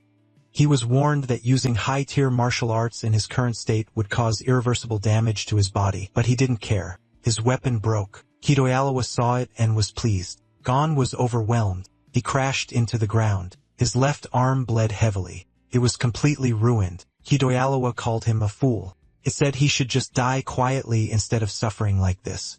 Couldn't believe he was still thinking of a way to turn things around. Gon regretted saving his skills earlier. He admitted 𝖲kiRetoL was right. He should have used all the true holy water from the start. The Dragon Emperor's finger appeared. 𝖲kiRetoL said its farewell. It told him that no matter what system he had, he could never win because he was facing the entire Holy Sea. The giant dragon Talon descended toward him, but Gon looked determined. At the last moment, he pulled something from his inventory. It was a scroll. It was the Demon King's favor. 𝖲kiRetoL was surprised to see a demon contract. It called Gon a hypocrite for opposing their plan while secretly making a deal with the demon long ago.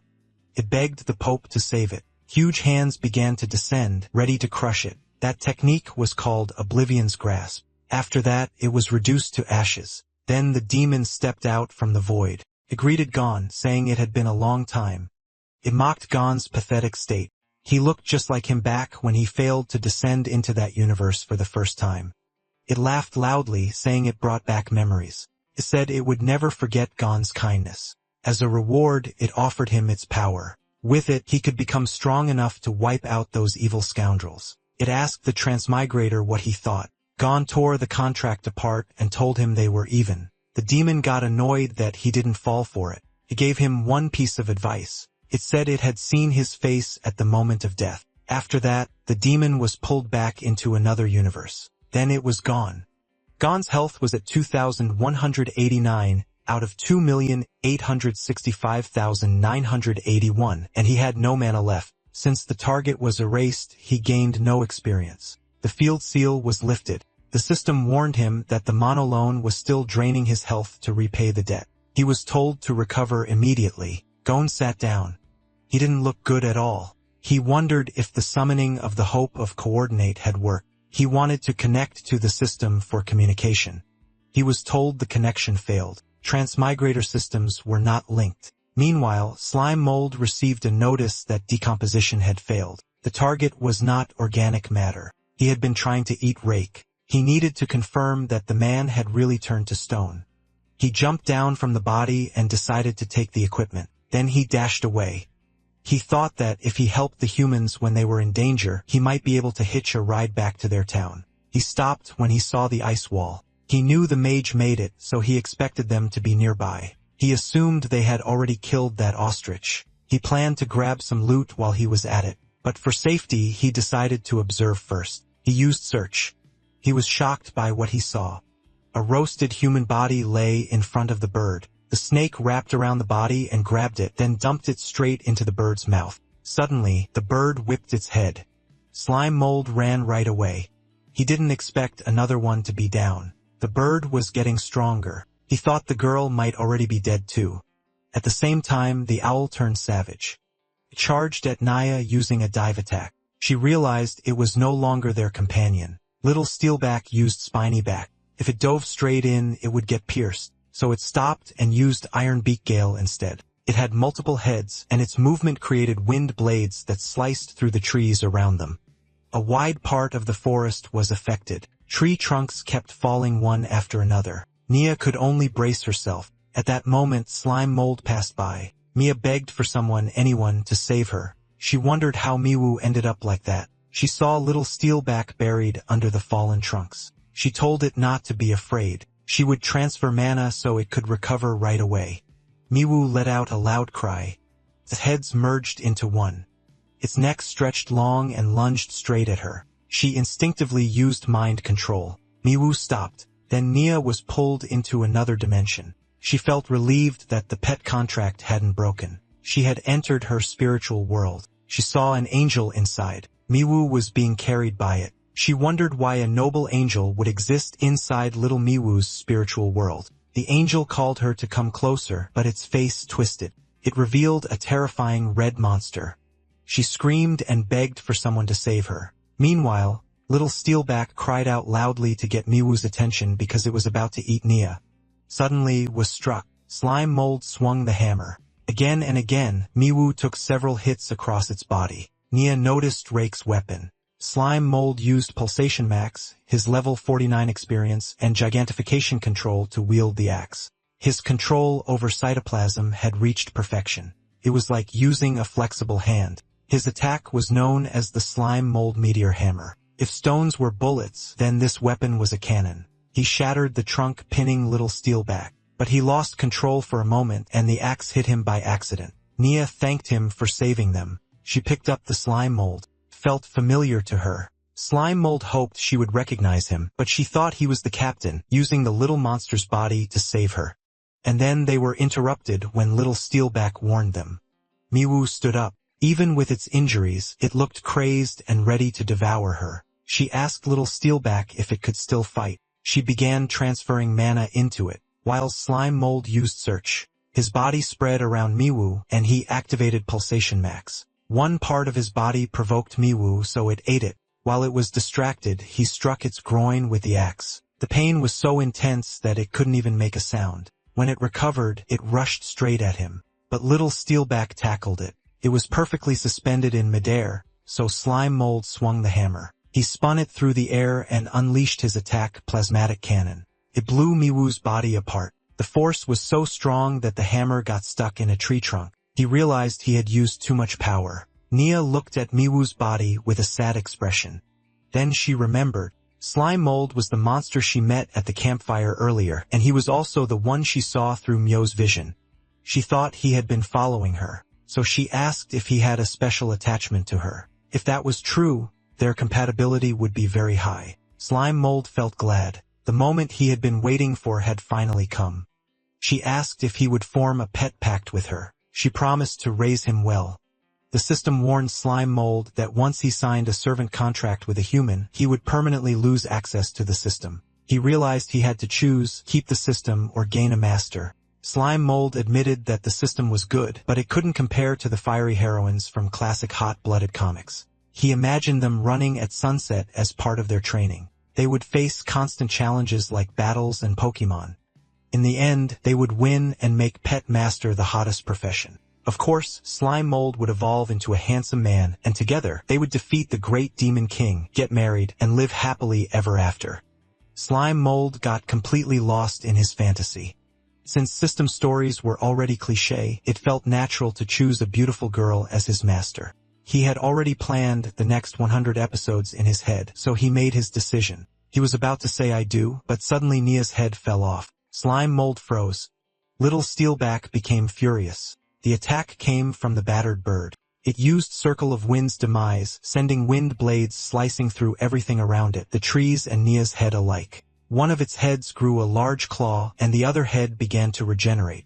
A grotesque fleshy head hung upside down from a long stretched neck. Its skin was swollen and lumpy, one eye bulging while a twisted grin revealed a row of teeth. Little Steelback didn't hesitate and charged at it. Slime Mold couldn't believe the head he smashed was growing back. He shouted at the pig not to rush in, but it kept charging. Just as it got close, the bird pointed a finger at it and used atavistic ray. The pig turned into something strange. It looked like a small lizard with a long body and short limbs. Its skin had faint scales, and its face looked round with wide, shocked eyes and a blunt snout. It scrambled away. Slime Mold felt a chill. It had devolved. He couldn't believe that kind of magic existed. Then he realized that wasn't the owl anymore. The creature suddenly spoke, saying this was too troublesome. There were so many resources, yet Kidoilawa still failed to handle such a small matter. The bird's head shifted and formed into a human face. It was Merlin, the guildmaster of the Blue Hat Guild, a member of the church and one of the 7 holy knights. He complained that the old man from the Holy See should have listened to him from the start, so he wouldn't have to clean up this mess. He sensed that the imprisonment barrier was gone, but he had no intention of letting Gon escape. He used Tempest Wing, and a blue holographic wing appeared behind his back. Then he shot up into the sky.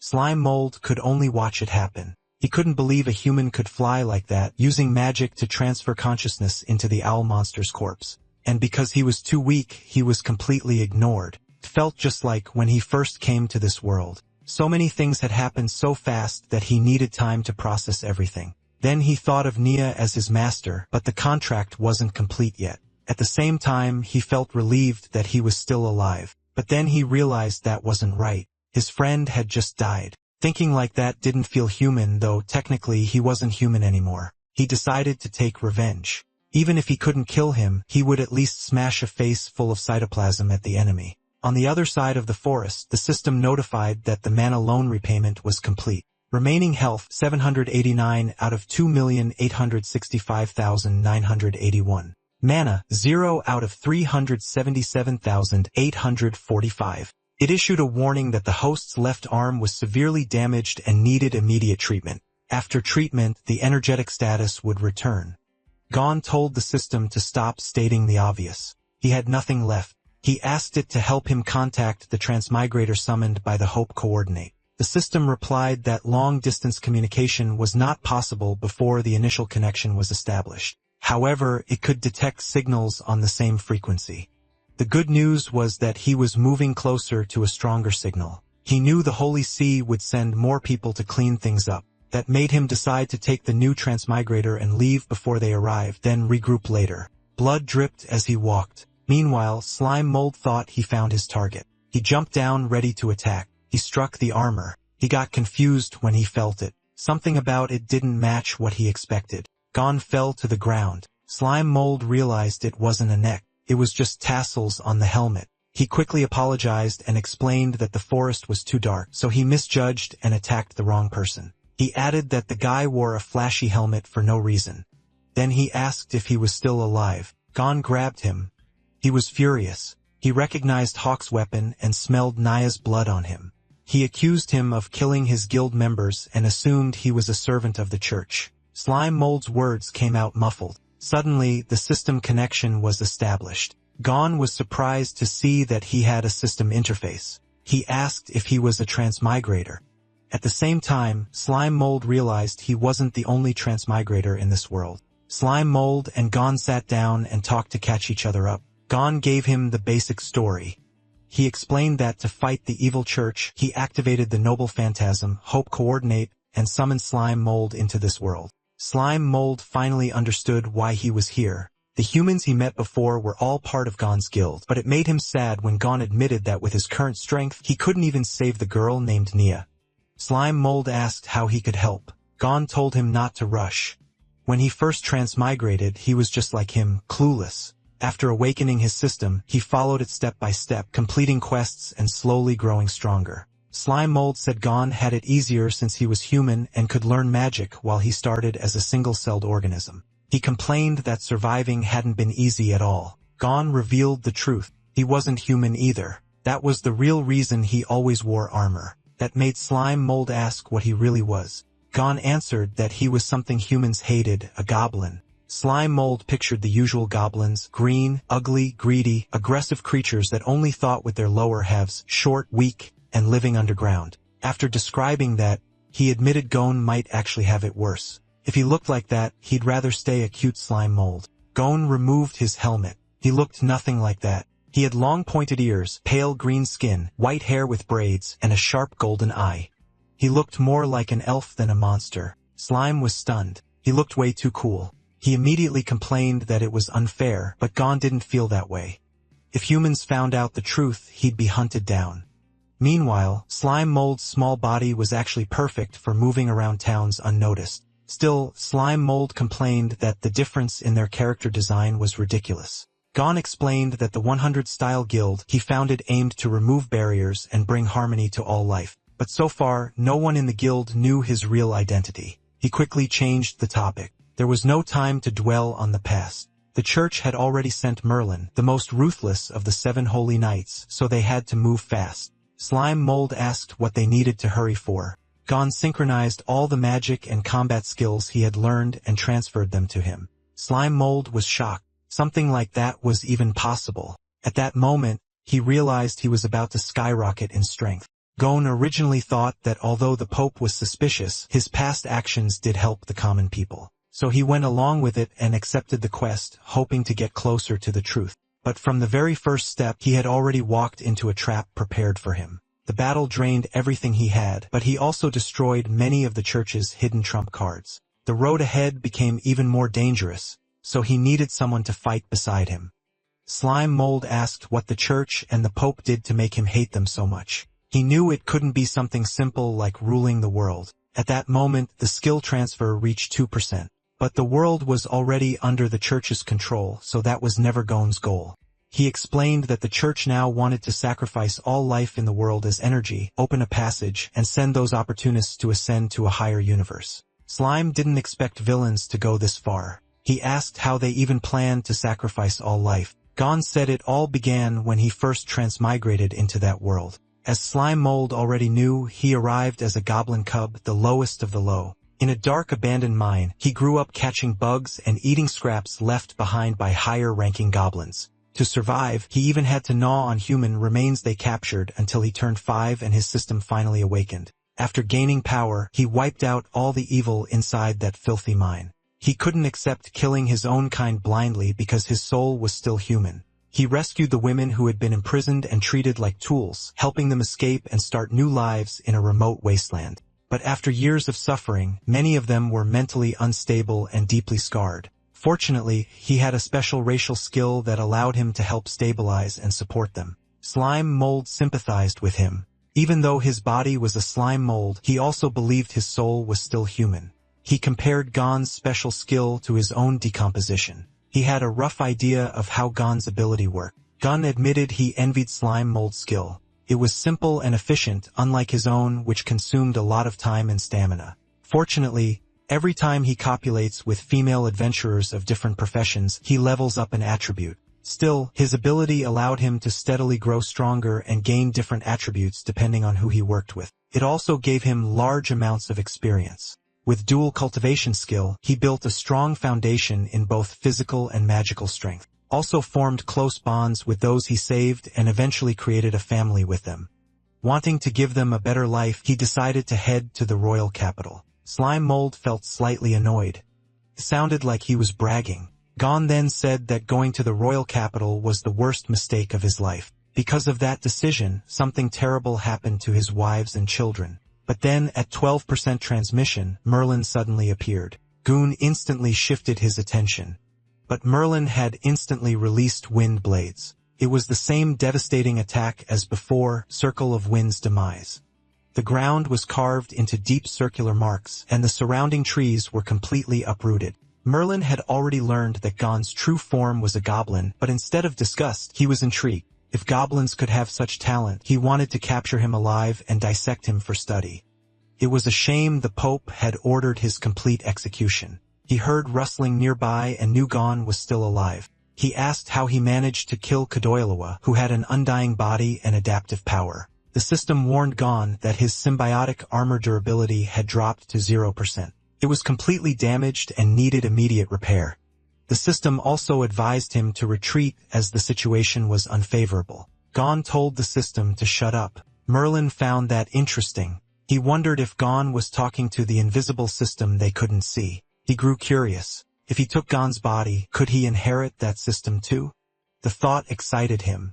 Gon replied that 𝖲kiЛ's undying chimera body was the result of experiments built on countless lives. Because of that, he called Merlin an inhuman devil, a servant of the church. Merlin found it amusing. He questioned whether Gon even understood what life meant. In the eyes of higher dimensions, beings like them weren't even worth mentioning. While he spoke, Slime Mold threw rocks at him. Merlin caught them easily. Slime Mold didn't expect that. Merlin mocked Gon, saying it was pathetic that this weak monster was all he had left. He then used gaze on Slime Mold. Slime Mold felt exposed, like his entire existence was being seen through.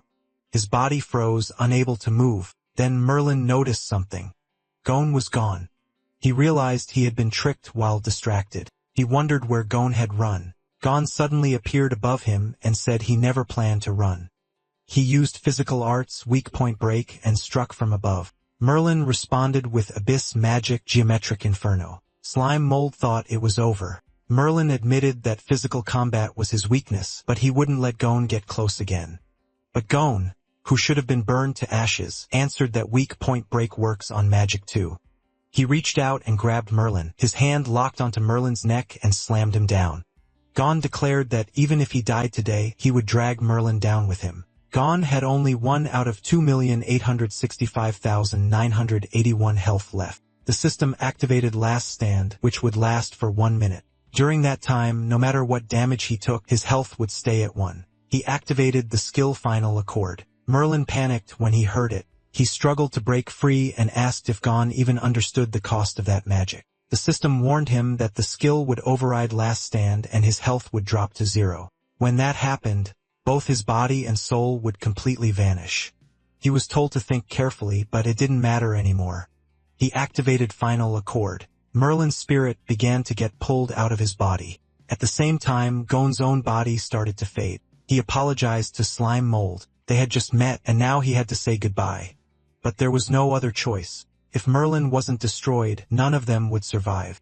He entrusted the mission of saving the world to Slime Mold and warned him never to trust the church. Slime Mold broke down in tears. He begged Gon not to die.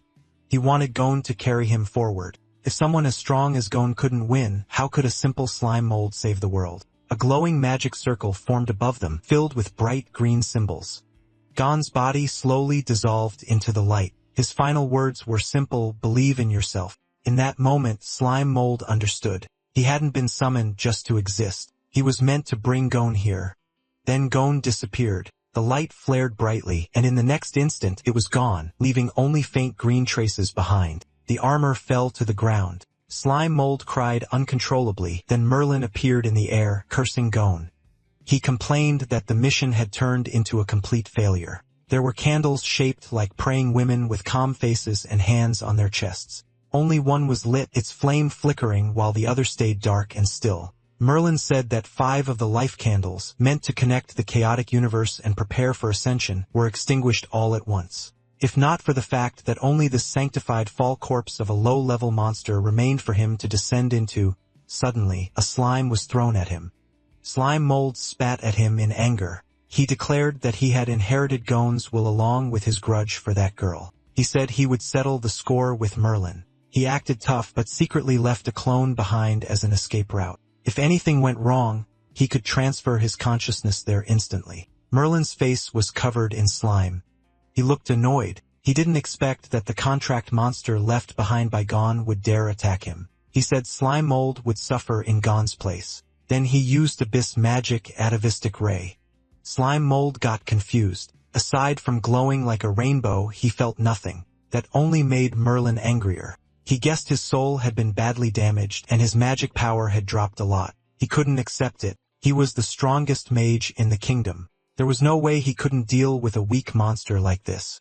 Slime Mold knew Merlin had already been beaten half to death by Gon, and Merlin didn't know about his hidden trump card. He decided to use that gap to catch him off guard. Suddenly, the basilisk, the bird with the snake tail, kicked Merlin. Merlin slammed into a boulder with huge force, blood spraying everywhere. That only made him angrier. His veins bulged as he warned them that once he recovered, he would return and burn this swamp into a wasteland. The basilisk gathered flames in its neck, then it unleashed a high-tier spell, Pseudo-Dragon Breath. The flames blasted across the ground. When the fire faded, his body was left completely charred. Then the basilisk ate him. After swallowing, its snake tail moved and its whole body began to glow. Slime Mold watched as it evolved. It evolved from a snake secretary bird into a feathered serpent dragon. It became a long serpent-like creature with a red dragon head complete with horns and whiskers. Its body was thick and covered in scales, but parts of it shifted into a bird-like form with white feathers, strong limbs, and a long neck ending in a sharp beak. Overall, it looked like a fusion of a dragon and a bird with a long twisting body and mismatched features. It flapped its wings and flew away. Slime Mold was completely overwhelmed by what he had just witnessed. The system notified that skill transfer had reached 37%, but the connection was interrupted, causing the failure to acquire super magic. The reason: he had no magic power. Because of that, for dimensions enhancement and elemental resistance also failed. Other skills failed too, including high-tier divine arts and superunion. Only martial arts talent was successfully obtained. While Slime Mold mourned Gon, the system kept listing what he did gain: forging skill, medical knowledge, cooking skill, encyclopedia at 71%, and map atlas at 83%. He kept crying. He felt it would have been better to stay a carefree little slime mold, even though he gained so much he couldn't feel happy at all. He used search.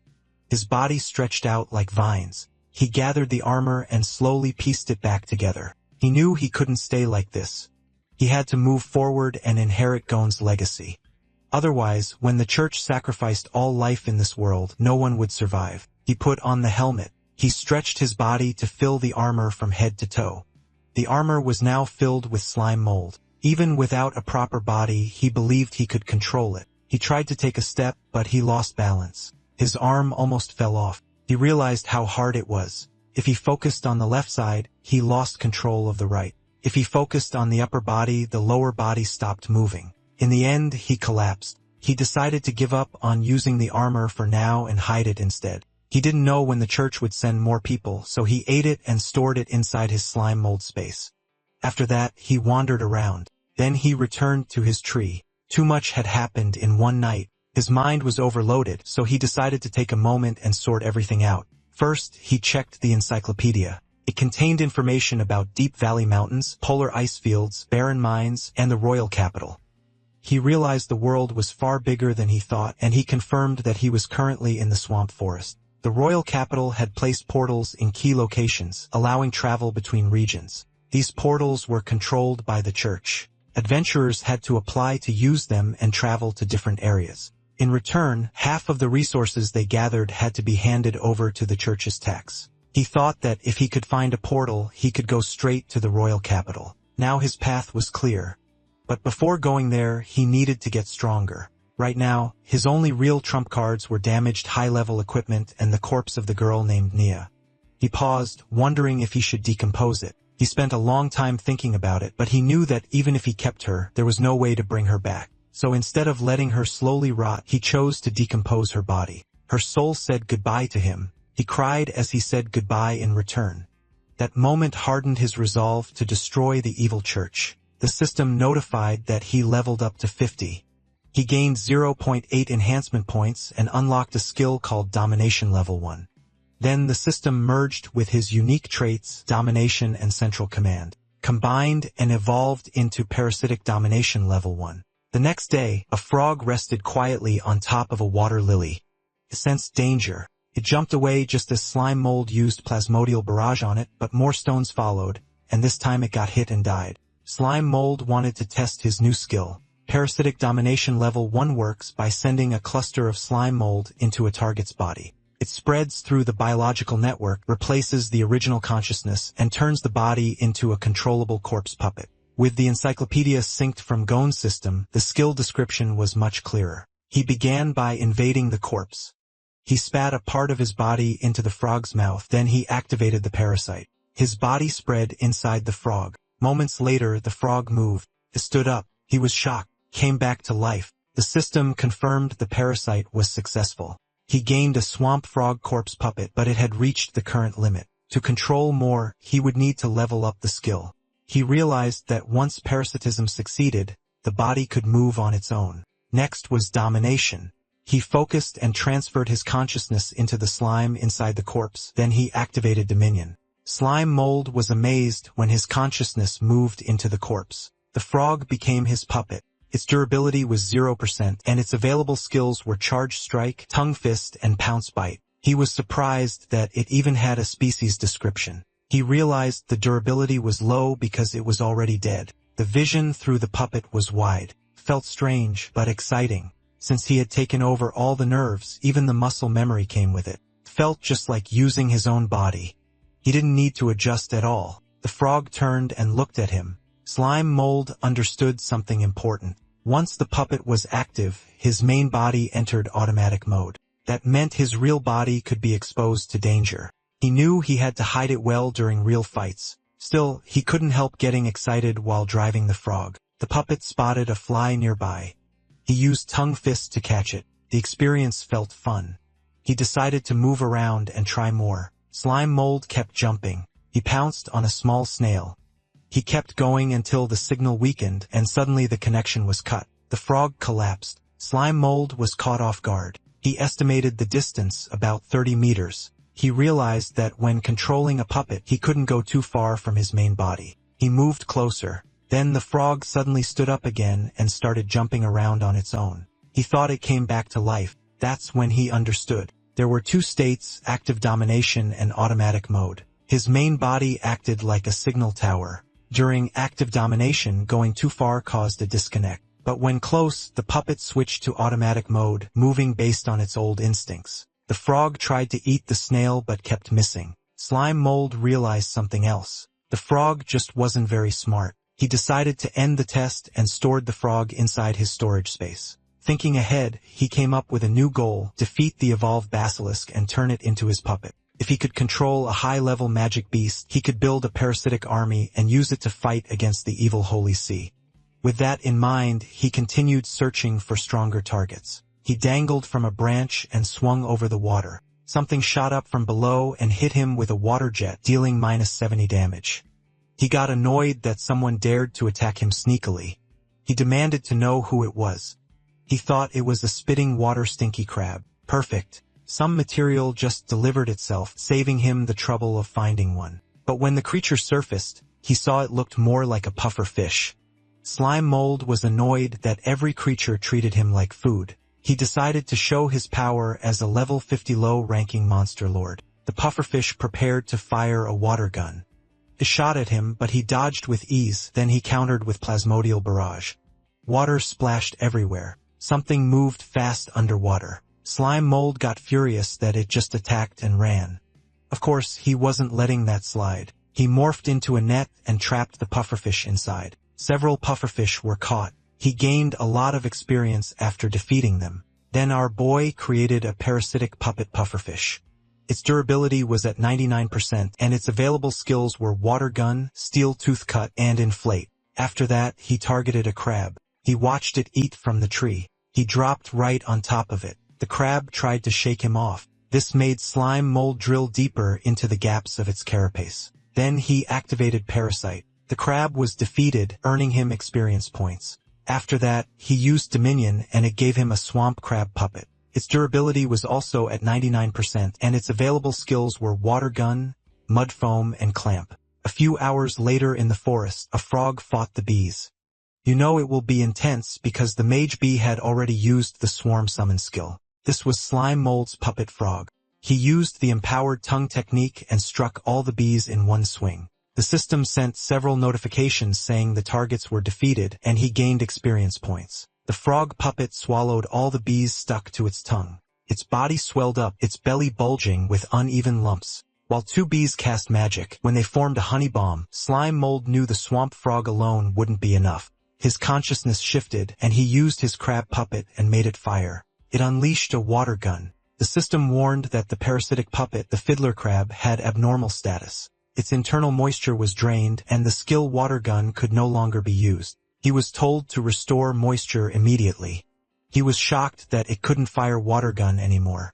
Meanwhile, the bees prepared fireballs. They caused a fiery explosion. The impact sent debris flying as the force spread across the area. The crab and frog puppets were left roasted. The bees thought the battle was over. Suddenly, one of them reacted in shock as a fast-spinning blue strike rushed straight at it. It blasted half of the bee's body.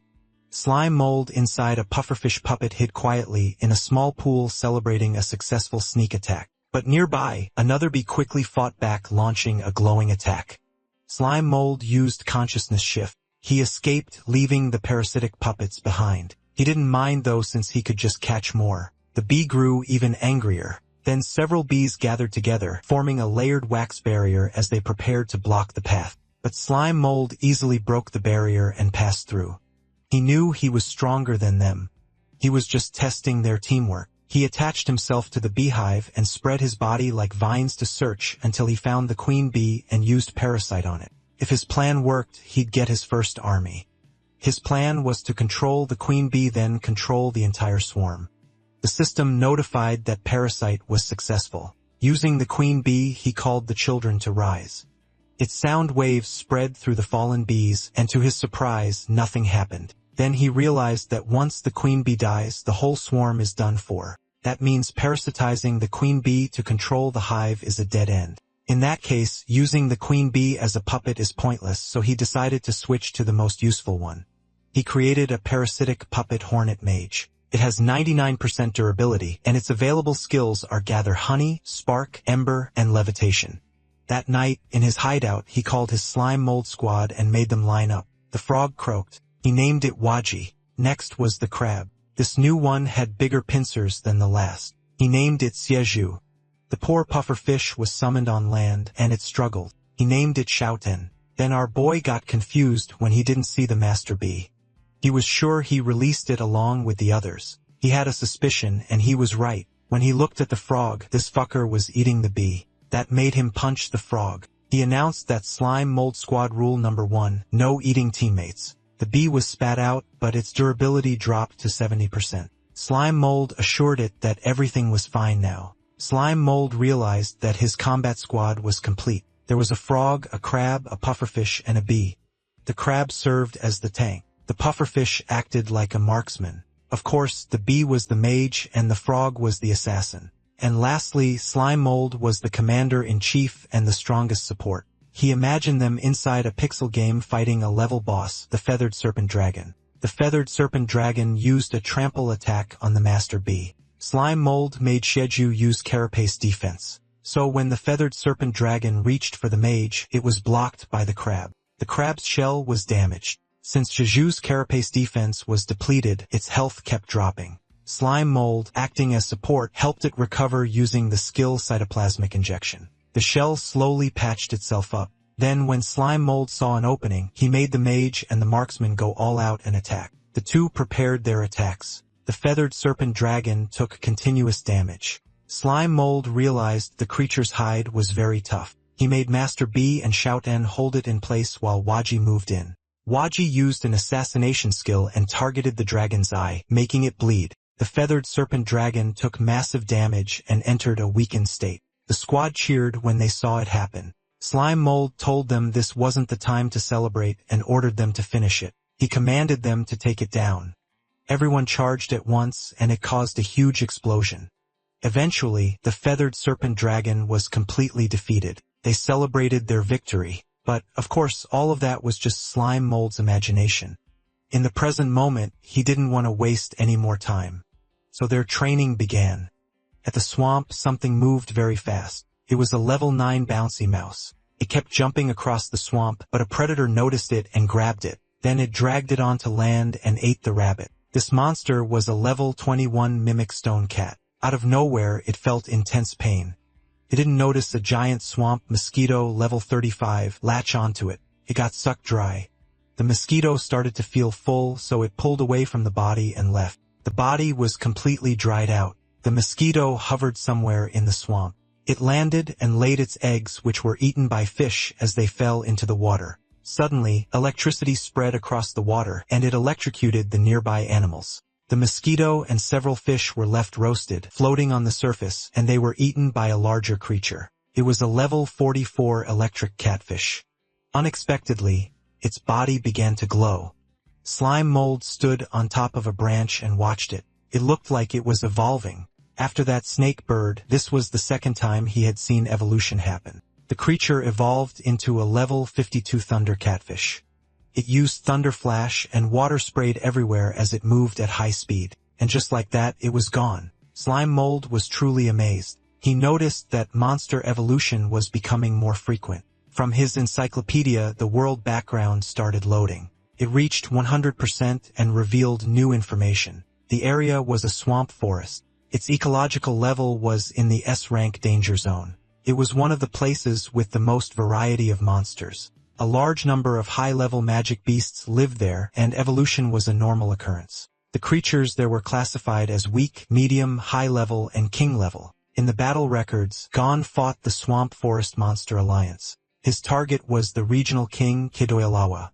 During that fight, Kidoilawa gathered all high-level magic beasts and most of the intermediate ones to attack Gon. But in the end, the entire Monster Alliance was wiped out and the ecosystem suffered heavy damage. Present, the battle has ended and the ecosystem has entered recovery. The land is gathering magic power, providing energy to restore itself. Ecological pathways are rebuilding and monsters are restarting the evolution process. Because of this, the surviving intermediate magic beasts became the biggest winners of this magic surge. It was basically ecological survivor bias. With no competition, they could gather resources freely and gain a better chance at evolving first. Of course, evolution doesn't follow just one path. Sometimes a bit of luck can let a low-level monster rise up. The outcome is always unpredictable. The only thing certain is that the food chain in this land is about to be completely reshuffled. Every monster has stepped onto this chaotic ladder, all trying to climb higher and become the new king.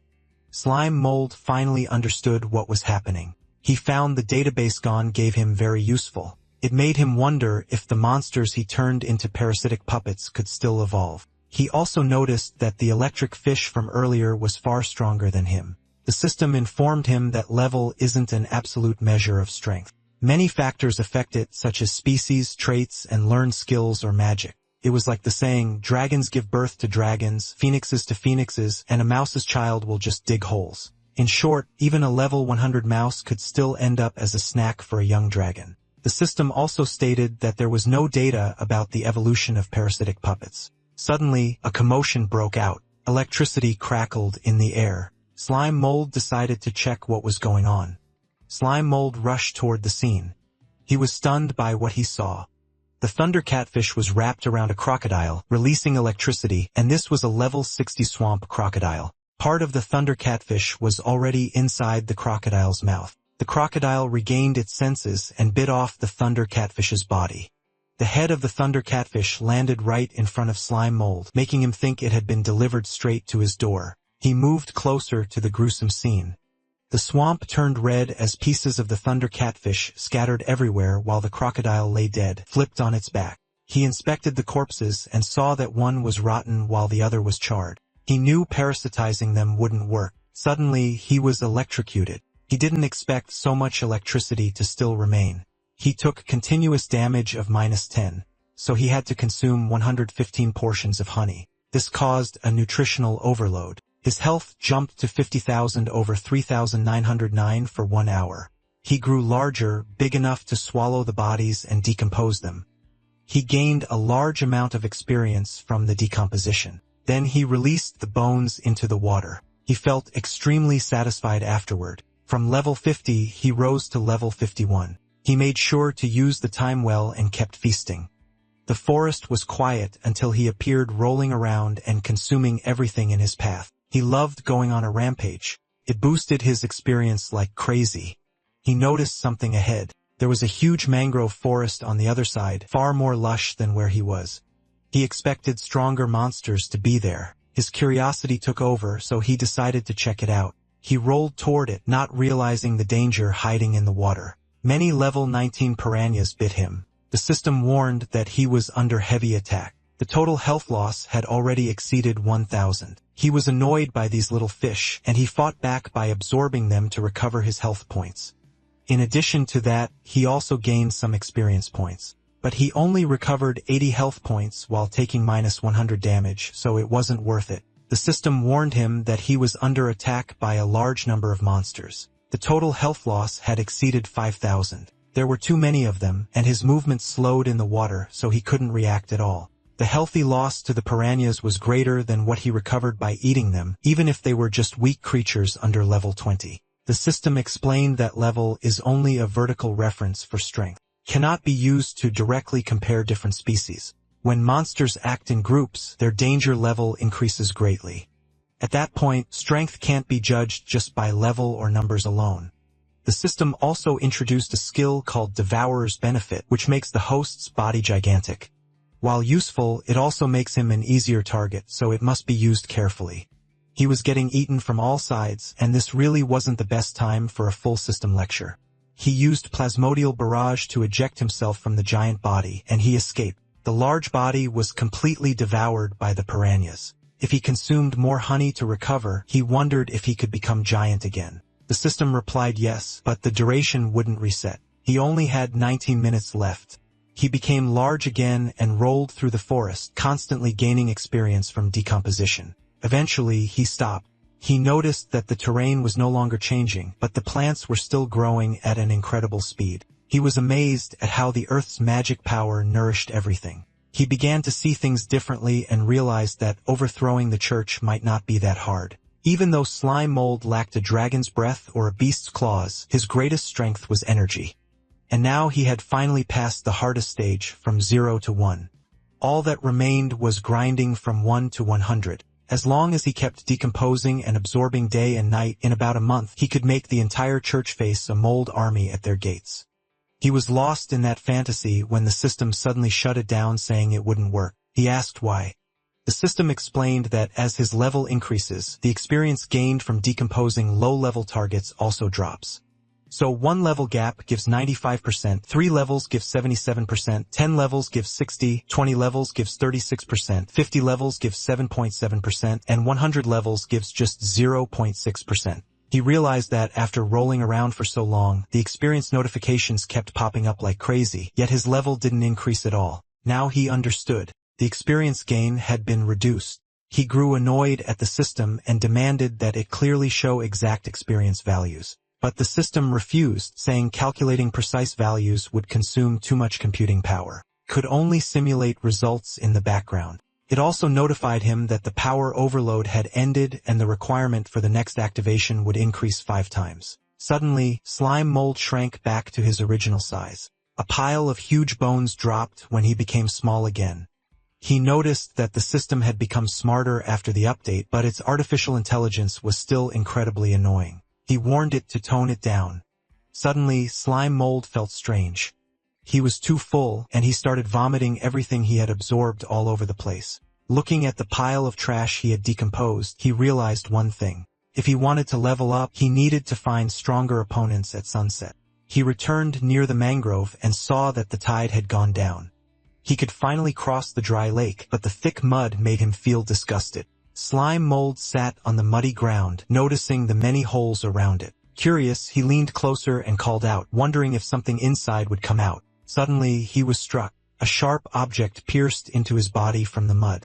After that, he stayed still, a chunk of his body damaged, dirt and fluid dripping as he tried to process what just happened. That made him furious, so he dove into the hole. He went all the way inside. Suddenly, a mudfish was thrown into the air. He faced another fish, but since they were on land, he wasn't afraid. It was a level 17 mudskipper. It suddenly lifted itself up and released waves from its mouth. Slime Mold didn't expect it to make that kind of cry. Many mudskippers came out of the hole after hearing the call. Slime Mold realized they worked in groups, which meant the danger was far beyond just a single level 17 creature. He saw it as them ganging up on him. But luckily, he wouldn't be fighting alone. For some reason, he even copied an anime line as he summoned his puppet saying summoning jutsu. When the summons appeared, the area filled with mist. Then the frog, crab, pufferfish, and bee were revealed. Slime Mold felt way too cool. He was honestly excited that he could use skills he used to only see in manga. The mudskippers attacked together using mud shot. The crab took the hit. The mud quickly hardened around its body, piling up until it was completely stuck. Even seeing that, Slime Mold wasn't worried. His whole body was made of cytoplasm anyway. The mudskippers lifted themselves up, their bodies stretching as wings and limbs extended outward. Then half of their bodies curled. Slime Mold was surprised when he saw that. For a second, it even looked like they were bowing to him. He quickly reminded himself to stop daydreaming because every time he did, things went wrong. The mudskippers curled their bodies to the limit, then they launched themselves into the sky. Slime Mold wondered if they were putting on a show. Then the mudskippers spun their bodies midair. Slime Mold called them chainsaw fish. They turned into spinning blades and targeted the crab. The system warned that the crab's durability was dropping fast, 55% remaining. Slime Mold started repairs using cytoplasmic injection. He left behind a blob for it to use like a blood pack, then he shifted his consciousness and ordered the pufferfish to attack. The pufferfish inhaled deeply and used steel fang cut, slicing into the mudskipper's body.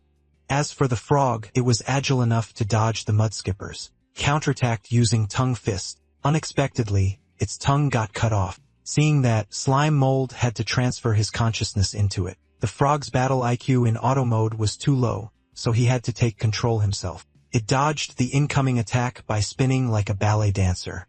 But inside, Slime Mold was starting to feel overwhelmed. When he found an opening, he kicked the mudskipper with full force and defeated it. After that, Slime Mold shifted his consciousness again.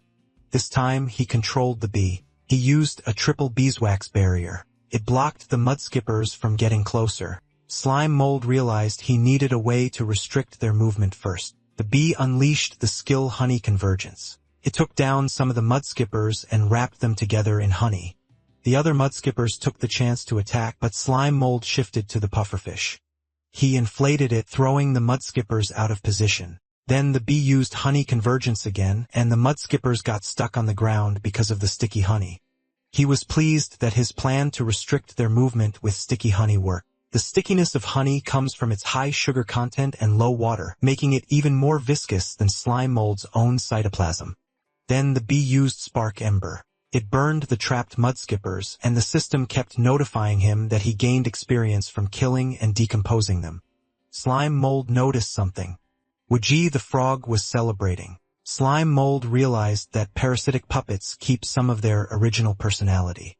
Master Bee carried the fight, yet didn't act flashy like Waji. Xiaoduan splashed water on Jiju.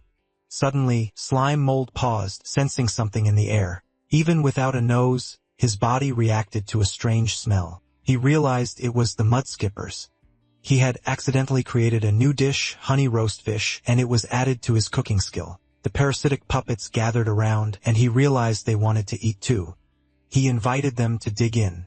Slime Mold took a bite and noticed how the honey enhanced the fish, bringing out its freshness while removing the muddy smell.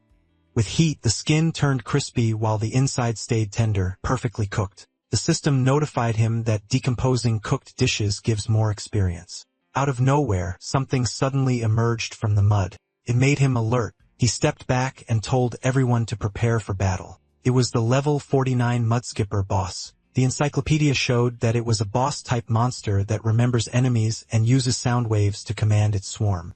On its own, it wasn't extremely dangerous, but it had basic intelligence. Slime Mold decided to stick to his previous strategy, confident he could still win, but his parasitic puppets were too busy eating. It made him frustrated. The Mudskipper boss attacked, tried to swallow them whole. Fortunately, Slime Mold grabbed all the puppets and ran away. His wireless attack mode was still unreliable, so he switched to wired mode to strengthen the signal.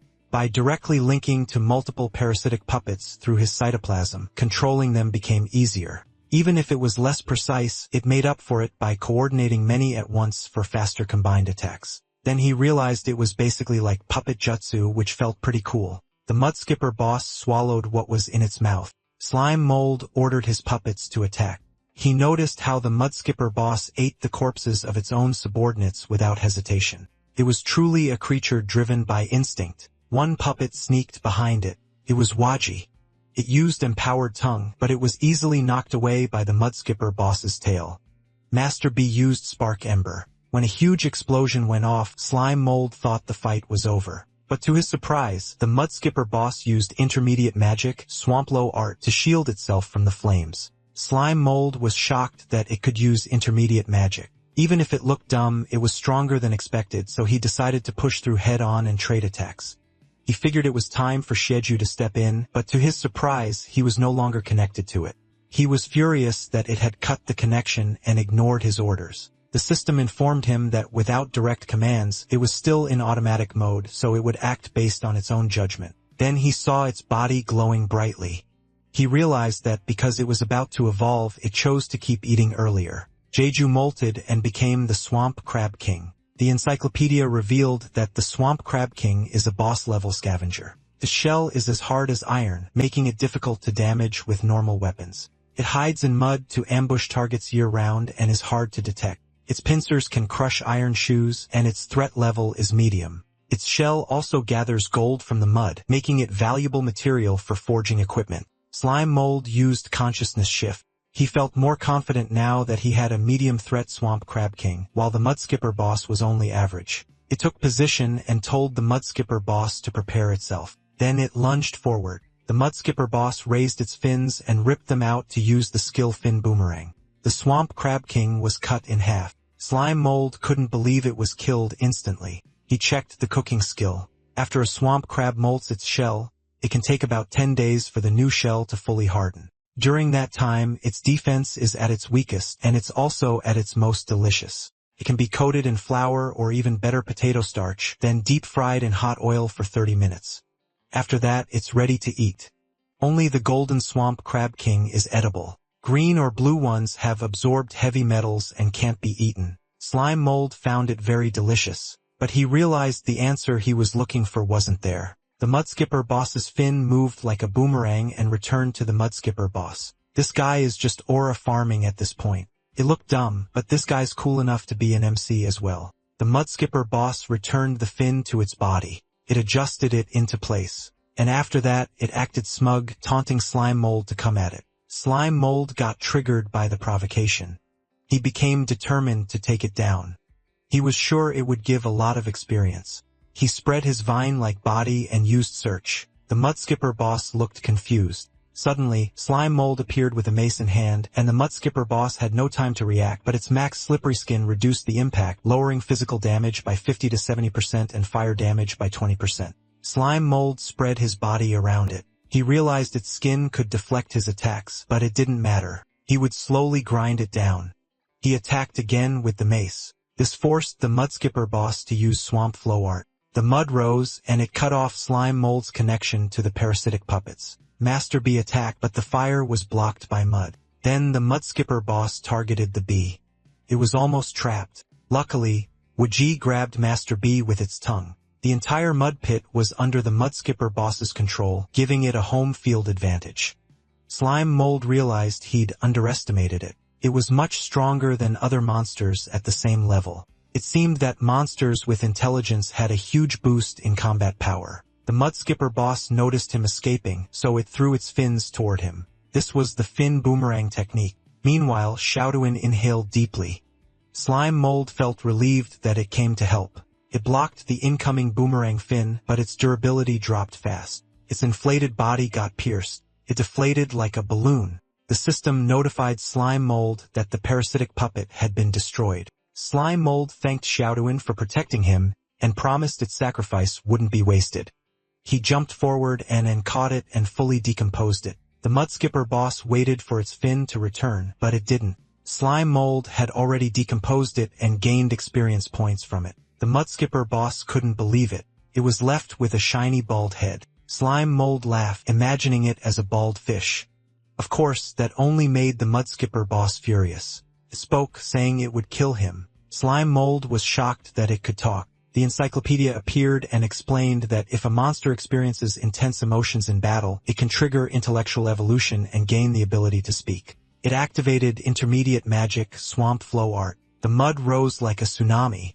Slime Mold decided to end the fight. He planned to use the move that once killed a sanctified monster. He spun the mace and threw it. This move was called Plasmatic Cannon. The mud skipper boss brought its hands together and formed layers of thick mud walls. The mace struck the wall and kept piercing through each layer. The mud skipper boss's heart skipped a beat as the final layer stretched toward it, barely holding back the attack. Slime Mold didn't expect his attack to be fully blocked. He worried that at this rate, even his weapon might be taken by the enemy. Suddenly, the system notified him of a martial arts talent. Martial arts talent. Based on the user's condition, it naturally creates suitable martial techniques, and right now, a move was ready to be used. Slime Mold was interested, but instead of overthinking, he decided to just use it. He unleashed Water Hammer, and the mud walls exploded with a loud blast. The mace broke through and struck the mud skipper boss right in the mouth. It was thrown backward, and when it hit the ground, it was already dead.